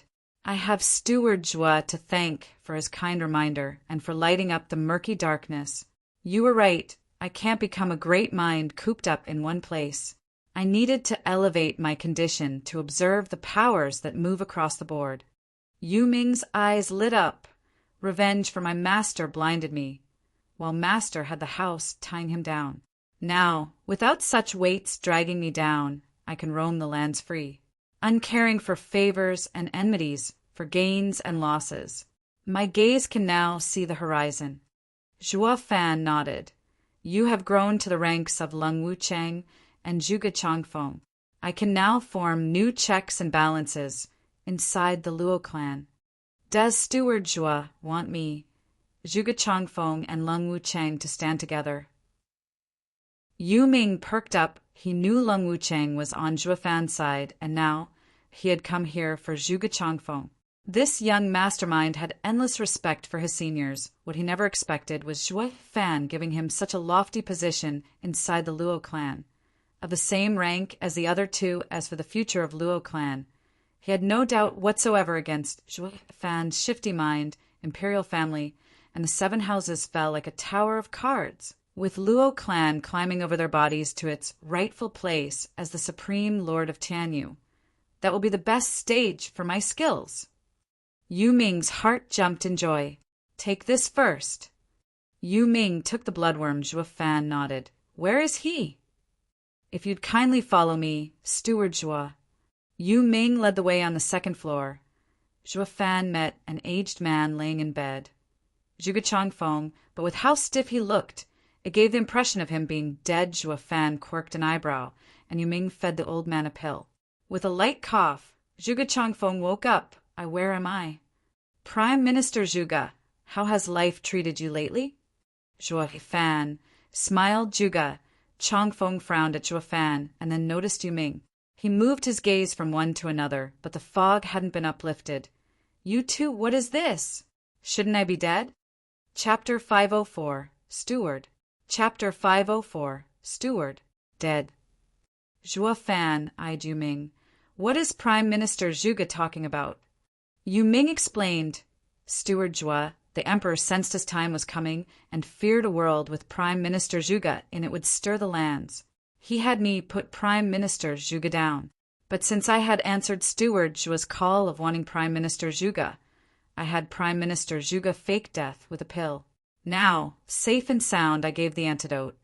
Juefan nodded. Zhuge Changfeng said, I see. Sir Yu Ming is with Steward Jua. What has happened? With His Majesty's cunning mind, there's no way he'd leave Yu Ming alive. The two laughed. He hasn't been on my side since last evening. His Majesty had no way of figuring out our connection either. All we had among us was a transaction. Juefan grinned. Yu Ming nodded. Before His Majesty's Jubilee, I and Steward Jua met to my great benefit. In those times of anarchy, with everyone going for the throne, Steward Jua made me a promise. I had to do just 2 little things for him and he'd have me on board. No matter how much my future actions affected the Luo clan's interest afterwards, once he sees the world, I could use this promise to join the Luo clan, becoming the victor in this civil war. Zhuge Changfeng gave a thumbs up. Steward Jua. Why didn't I think of that? Not only binding the opponent, but enticing him as well. It will make roping others easier. And this method wasn't successful on just him, right? Just one other. Zhuo Fan shirked off the praise. I made promises with potential candidates. One is Yu Ming, the other being Leng Wuchang. What about me? Do I have no potential? Zhuge Changfeng's eyebrow shook. Zhuo Fan laughed. Prime Minister, sir, has that aplenty. But in those times you were just another contender. Was I supposed to draw in a rival? That's like asking for it. Ha ha ha, quite true. Prime Minister Zhuge nodded. Yu Ming continued. Steward Jua had me urge the second prince into a quarrel at the Jubilee, making up an excuse to leave the imperial capital to set everything up, while also instigating the war with everyone in passing. The other matter was egging on the second prince's rebellion while he was fighting Regent Estate. Though there were many people asking me about this at the time, Regent Estate and Steward Zhou both wanted to use an attack on the court as a way to delay Dugo army, while the emperor used it to draw the prime minister out and take you down in one fell swoop by dumping the nation betrayer on your list of crimes. Oh, the rebellion had been this old man's greatest mistake. Let's not mention it. Zhuge Changfeng sighed Zhuo Fan, and Yu Ming smiled. Yu Ming added, after these tasks, Steward Zhuo presented me with an optional task, saving the prime minister from death. I didn't want to at first, afraid that the emperor would find out, but Steward Jua is just too mean, setting his sights on Hell Valley as the first house to wipe out. That's like cutting my way out. Soon came the end of Regent Estate, and I was only left with the imperial family and Luo clan. Of course, I had to listen to both of them. Yu Ming eyed Zhuo Fan with a bit of annoyance, yet the man had the same ineffable smile of a winner. Zhuge Changfeng asked in doubt, Steward Jua, why do you show me such care? Ha ha ha. I respect Prime Minister's ability and wish to invite you to Luo clan. Zhuo Fan cupped his hands. Zhuge Changfeng paused. What would Luo clan do with me when it has the invincible Steward Jua? I will only become a burden to Steward Jua. Prime Minister, sir, I was able to see today only through some shady methods. But when it comes to governing Tianyu, Prime Minister takes the crown. Zhuo Fan turned forlorn. To deal with Chuanrong and imperial family combined, I had to tough it out and make a request to the demon's scheming sect, thus owing them. To return the favor, I have to report to the sect, unbeknownst when I'll be back. I need Prime Minister Sir's wisdom to lead Luo clan, control the grand scheme of things, and steer it clear from disaster. The demon's scheming sect? That means you've beaten Chuanrong and His Majesty all, while keeping the Empire's 3 guardian sects from catching wind of this matter? Zhuge Changfeng shook. That will spell the end of Tianyu's imperial family as we know it, becoming a puppet, with the Luo clan as the ruler supreme. Ha ha ha. Prime Minister Sir has the same vision as me. Coming to Luo clan, Sir will have the stage set to display your skills. I will not disgrace the greatest mind of Tianyu. Zhuo Fan smiled. Zhuge Changfeng paced around the room. That will make Luo clan steward position no different than Tianyu's prime minister. And with you leaving, to whom will that fall to? Zhuo Fan beamed. Prime Minister Zhuge has held Tianyu in balance for a century and knows the ins and outs. Since this position and Luo clan steward are the same, after I leave, it will belong to Prime Minister Zhuge. Ha ha ha. It struck a chord in old Zhuge Changfeng's heart. He'd been a prime minister for as long as he knew, yet had no hard feelings leaving that life behind. Calming down, he realized he could do nothing else.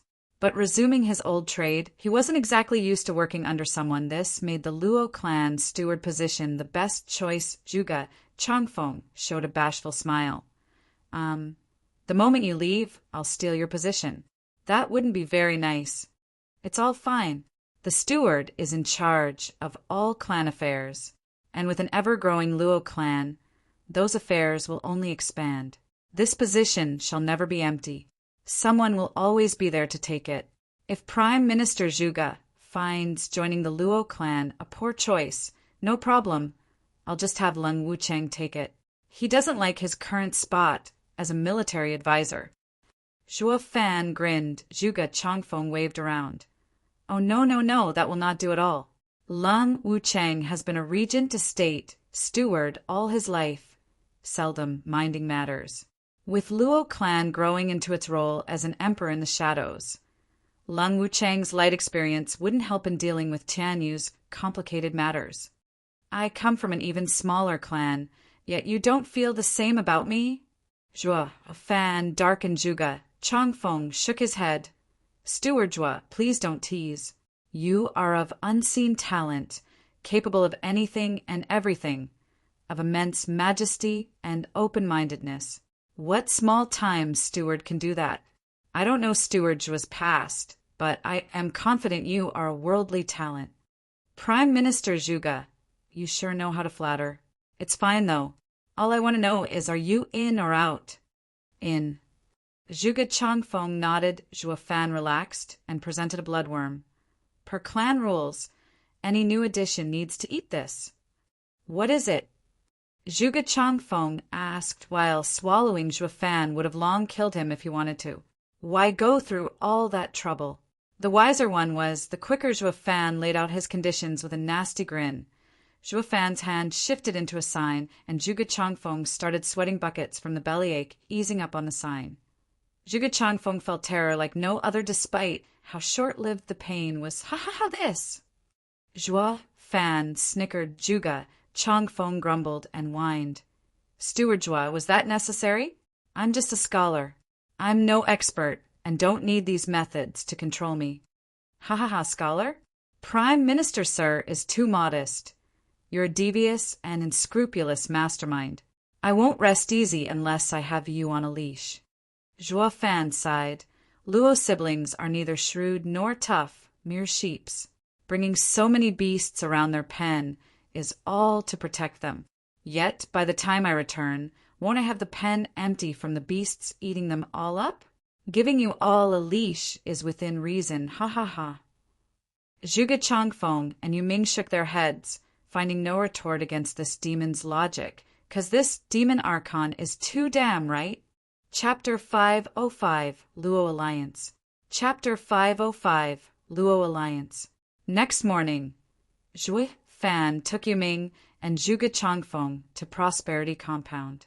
With the emperor defeated, taking back its mansion in the imperial capital was easy for Luo clan. The streets they passed were filled with white clothes, and all the stores were closed. It was a nationwide mourning for the emperor, stepping through the gates of the compound. The guard shouted his arrival, and everyone came to meet Zhuo Fan. It came as a shock to see the great prime minister behind him. Lung Wucheng took it the hardest, not liking where this was going. Allow me to clarify. Prime Minister Zhuge is now on our side. Zhuo Fan smiled. This is Yu Ming, the advisor of Hell Valley, also with us. Steward Zhuo is back with more talents, and with none other than the head of the Four Pillars too. His recruiting style is invincible. They all greeted the newcomers with cupped hands. Lung Wucheng opted for a snort. Zhuo Fan was about to leave, and Luo clan, as a great power, needed a wise advisor in the years to come. But Zhuo Fan's mind is so twisted that he got Zhuge Changfeng to join as well. It's to keep me in check. There goes my promotion. Lung Wucheng lamented with the pleasantries over and done with. He had all others leave. Sir Lung, walk with us. He took the 3 tacticians to his room. Taking a chair, he eyed them. We're all smart people here and know by now my intentions. Yes, you 3 will establish checks and balances in the Luo clan. Kudos, ha. Zhuo Fan put on a bright smile, but Lung Wucheng sighed his discontent. Steward Zhuo, you had ruled the Luo clan all alone for so many years, and since I learnt of your departure, I figured my time to shine has come at last, to show my skills. But you planned for 2 others to hold me back. Ha ha ha. Balancing power is a leader's quality, especially now when the officials are stronger than the Lord. Without Steward Joie holding the others in check with the worms, the Luo siblings would have long since fallen prey. Steward Joie's actions are all within right. Zhuge Changfeng understood as much from their talk last night. Yu Ming nodded. These 3 were all masterminds. The only reason Zhuo Fan could control them was through a nifty little trick, or he'd never let them see tomorrow. To say nothing about leaving them around the naive siblings to grasp power, to establish an unshakable foothold. Ha ha ha. Any of these 3 can do it in days. But only with all of them will things keep growing. Lung Wucheng could see it, but the disillusion was too much to bear. Zhuo Fan smiled. You are all capable men. I may hold you back for safety reasons, but I will not stand in the way of your talents. Instead, help you unleash it to its full potential. By then, you will be so busy that you won't have the time to play tricks on each other. Zhuo Fan's hand held 3 jade slips. Here is the next phase of my plan. Each of your duties are included as well. Sir Lung noticed something, but this is the final policy. The 3 read it, and all cried, Luo Alliance. Luo Alliance. Zhuo Fan nodded, his eyes flashing as he revealed his master plan.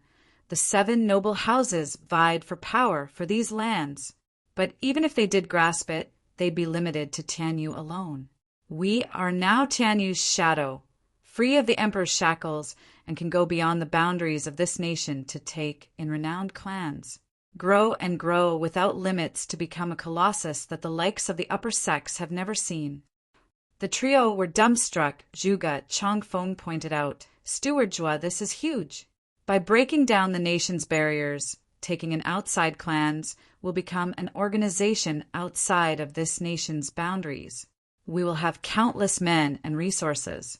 We might even contend over the control of the western lands, becoming its supreme power in the shadows.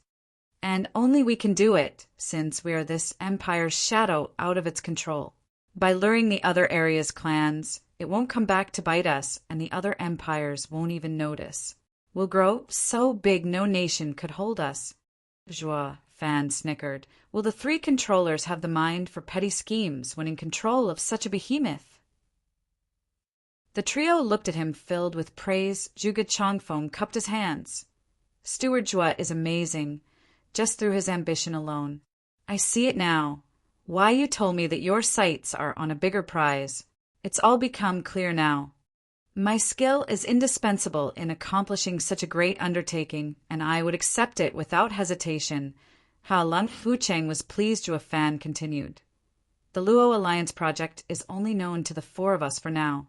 It will do more harm than good letting the houses, bent on rebuilding their legacy, in on it. I never want to see the same chaos like the time of the 7 houses again. You 3 are all men of wisdom. Your first task will be to turn these houses into abandoning their plans of rebuilding and become our first supporters of the Luo Alliance. The trio had the same patronizing smile. Reverse psychology can't be simpler. Zhuo Fan nodded with a wide smile. With these 3 at the heart of things, Luo clan's future is assured. I'll be going now. You can handle each other's scope. Zhuo Fan left. Lung Wucheng asked, Steward Joie, your mind is a true mystery. How did you come up with this project? I saw it happen. Zhuo Fan grinned. The trio were mystified. Saw it? Which clan on this continent did it? How come we've never heard of it? No one knew that the great sacred domain had the Shang clan at its core, with all other clans in its alliance, a mountain driving fear even into sects. Zhuo Fan entered another room, where 2 sages awaited. Though with their sealed cultivations, they couldn't move and could only sit there with ashen faces. It's been ages, friends. How has life been treating you? Ha! Zhuo Fan made a sign, and the 2 could move. It's just that I've been a little busy and couldn't attend to you. Do pardon my lack of manners. Stop with the theatrics. As the true winner, what are you going to do? Torture us? Bring it. Heaven Sage spoke with resolve. Zhuo Fan sneered. You've got me all wrong. Have you ever seen a torture like this? Letting you live at ease for 2 months? What do you call those 3 days of ghastly pain right when you caught us? It felt more like 3 years in hell. Earth Sage, spat. Zhuo Fan sighed. Oh, come on, I was doing you a favor. With torture as an excuse. I kept your lives from ending up splattered under young Sanzi's hoofs. Once I got him to leave, the pain stopped, and I even had you dine in style. Did you forget so soon? The two exchanged a glance. We did, didn't we? Ever since Gu Santong's job was over, he left Luo clan and their torture ended. What do you want? Spit it out. Zhuo Fan wasn't one who believed in charity, so Heaven Sage, shouted. Zhuo Fan smiled. I hope that you'll join me. What? The two mocked. No way. And why not? Zhuo Fan asked. The imperial family is finished, the emperor is dead, and the fatty is just about to sit on the throne as my future puppet. What's so great about following him? Don't tell me you are undying loyalist too. Heaven Sage mocked. We're not Dugajantian or human sage. We are simply on the imperial family's peril, so we deal with their matters. But if there's one side we'll never join, it's the Luo clan. All because you're with that little freak. What did my son do to you, for you to hate him so much? Zhuo Fan frowned. Ethereal stage, snorted. That freak broke our body's core 300 years ago, cutting any prospects of ever reaching ethereal stage. You tell me if hatred isn't warranted. Zhuo Fan presented a vial. That's it? See here. This is Luo clan's heaven-reaching pill, 10th grade. It mends meridians and knits bones. The broken elderly took one of these and was up and running within seconds. He even became ethereal.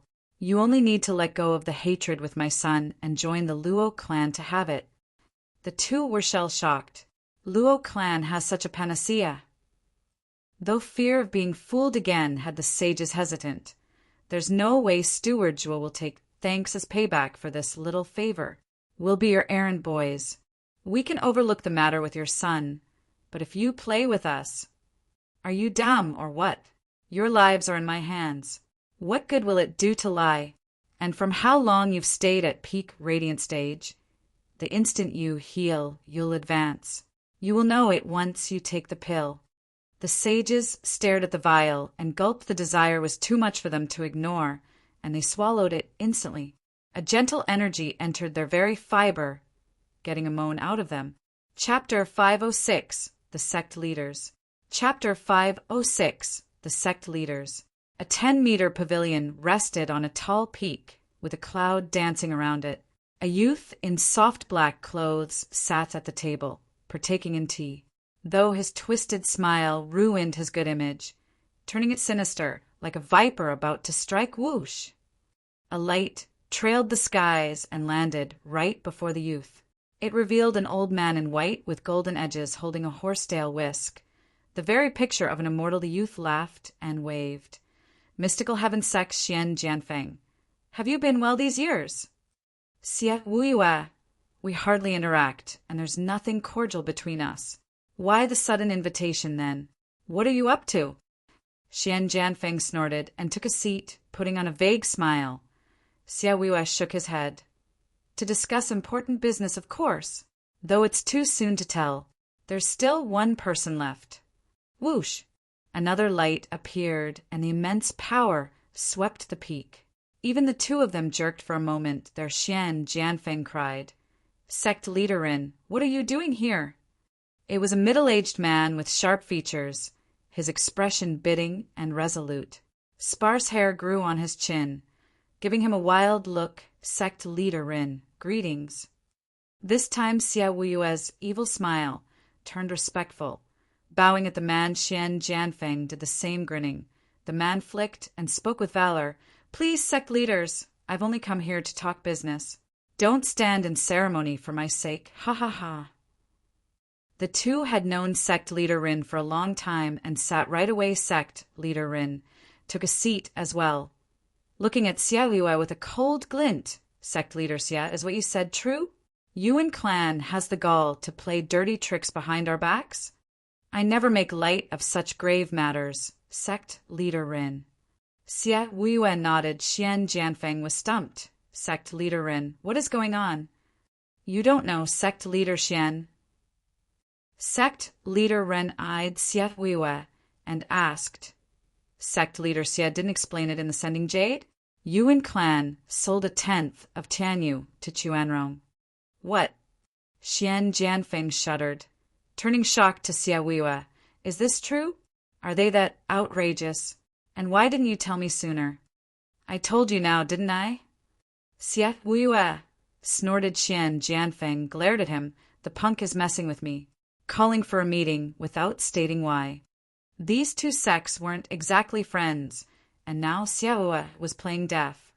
Letting him get duped. Sect leader Rin was the head of the Empire's 3 guardian sects, heaven-trailing sect leader. By showing indifference in such a grave matter, it would only strain the relations between me and sect leader Rin. And this was where Xie Wuiyue succeeded. He had forced Mystical Heaven Sect to come without explaining anything to Xian Jianfeng. You didn't say a word, it would be this big. The two sects had a competitive relationship, so why would anyone come just because the other said so? But from the looks of it, the matter isn't that grave. Xian Jianfeng wiped his brow and glared at Xie Wuiyue. The youth found it more interesting to enjoy the scenery with a cold smile. Sect leader knew everything, but laughed instead.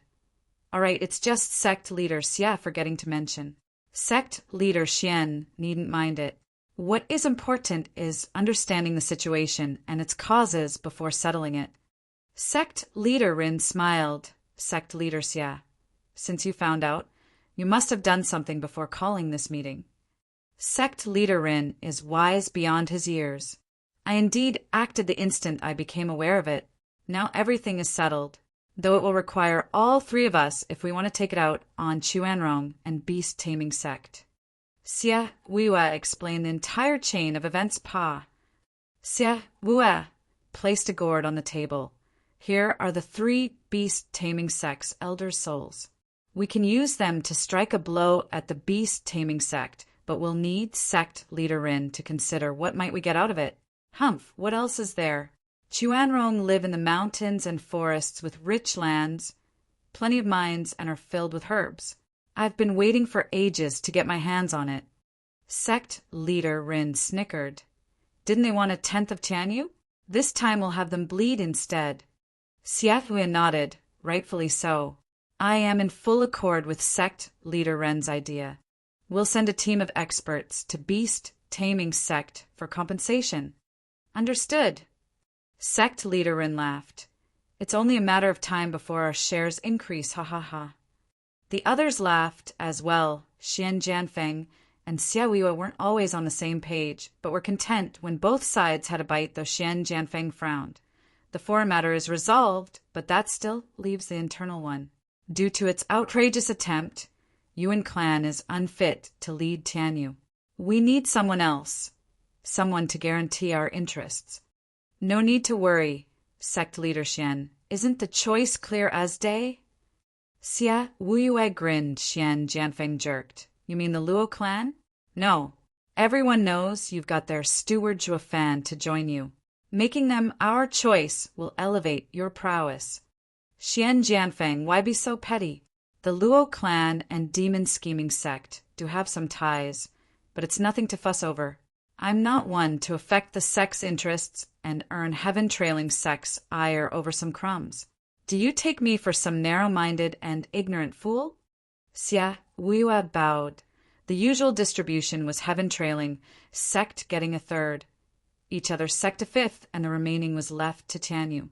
But with Luo clan being Tianyu's representative, an extra 1/10 will be divided among us, leaving it with only 1/5. Sect leader Rin lit up and nodded. This is everyone's share. No matter who controls its distribution, it will be a gain for all. All that matters is paying the tribute on time and not skimming the top. Exactly so. Xie Wuiyue chuckled and gave Xian Jianfeng a taunting look. Xian Jianfeng saw sect leader Ren smile, and the eerie chill behind it. He nodded too. But sect leader Rin, we now have a new representative, so what do we do with the old one? Yuan clan has ruled Tianyu for a millennium. Its roots are deep.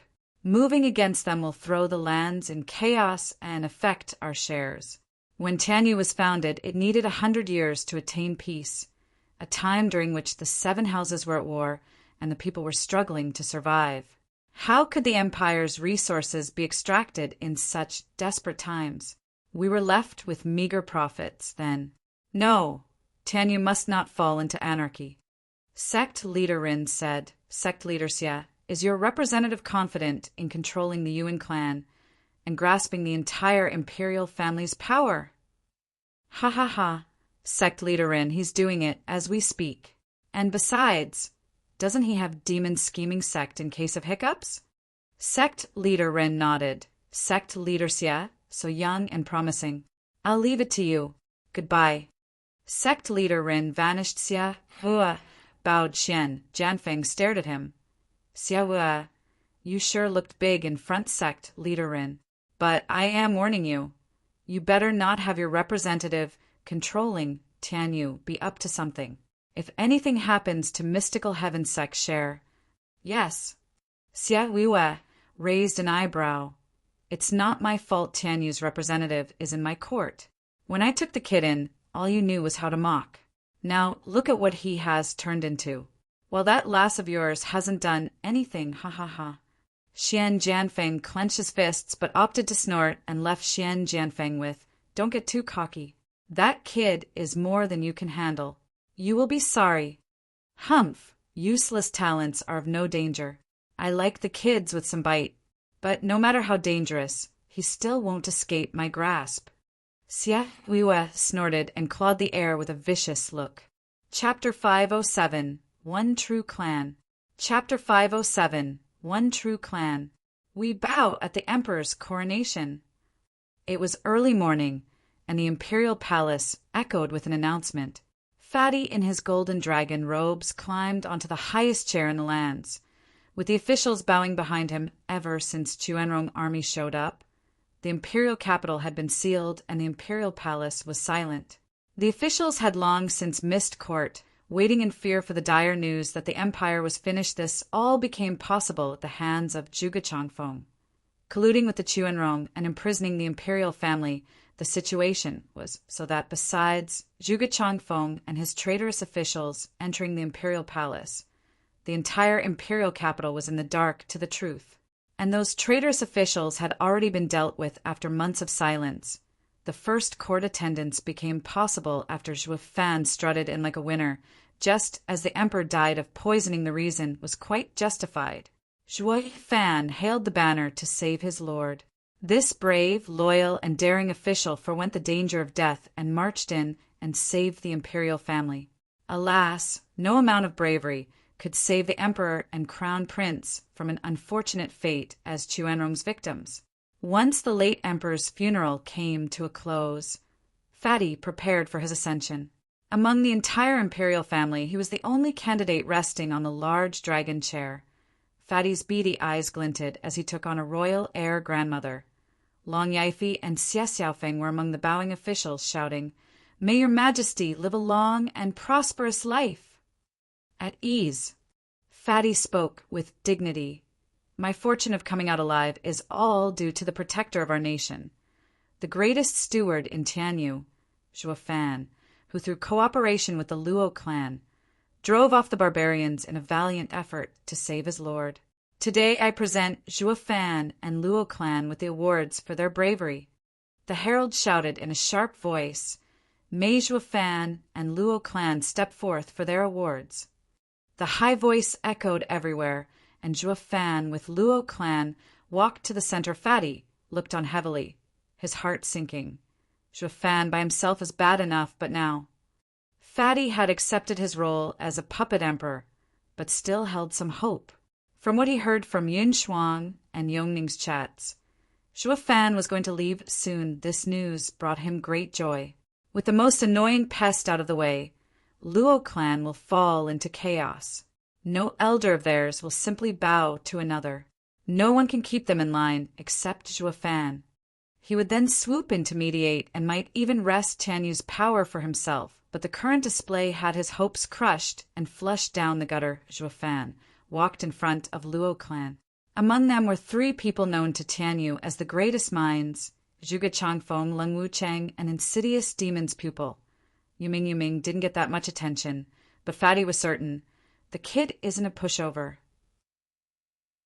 With these 3 weasels and goddamned elites, Luo clan had robbed the new emperor of any chance plus. Looking further back, one would see the peak of Tianyu's power.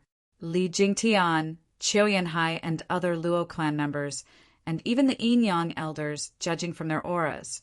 They were even stronger than before. Fatty muttered, "Brother, did you have to take everyone and leave me hanging? What am I supposed to do now that I've got no one to help me? Can it be that your majesty has other thoughts?" Zhuo Fan mocked Fatty's side. "Some, but now they are gone. Becoming emperor is enough. Cheer up and be happy with what you have, ha ha ha." Zhuo Fan spoke like a true winner. His attitude had no ounce of respect. With the whole court looking at him speechless, some loyalists even jumped in, criticizing Zhuo Fan. "How dare you speak to His Majesty with such gross disrespect? You should be hanged. Not even the nation's defender has the right to be so crass with His Majesty. And who the hell are you to blame me?" Zhuo Fan mocked. "Fatty, what do you say I should do?" "Such insolence to call His Majesty I am ashamed to say it. Off with your head. Shut your yap." The Fatty barked, holding his head helplessly. "Guards, take him away and execute him." Ugh. The old man was dumbstruck. "Your Majesty, I am protecting your honor. Why am I the one sacked?" "Your Majesty, the laws of the court must be upheld." "Don't encourage such arrogant display," the old official raved, showing his loyalty as he was dragged away the Fatty side. "Truly the worst allies one can have. Are you blind? Do you not see me here yet still toot your horn? Guys like you would one day have me killed. I can do perfectly well without die-hard loyalists like you. Thank you very much. All you know is to show off and act blindly. Listen up. Zhuo Fan and Luo clan's bravery is laudable, saving myself from certain death. They are the saviors of the world. I treat them with the same respect as heaven and earth. You all must learn restraint before Luo clan, understand?"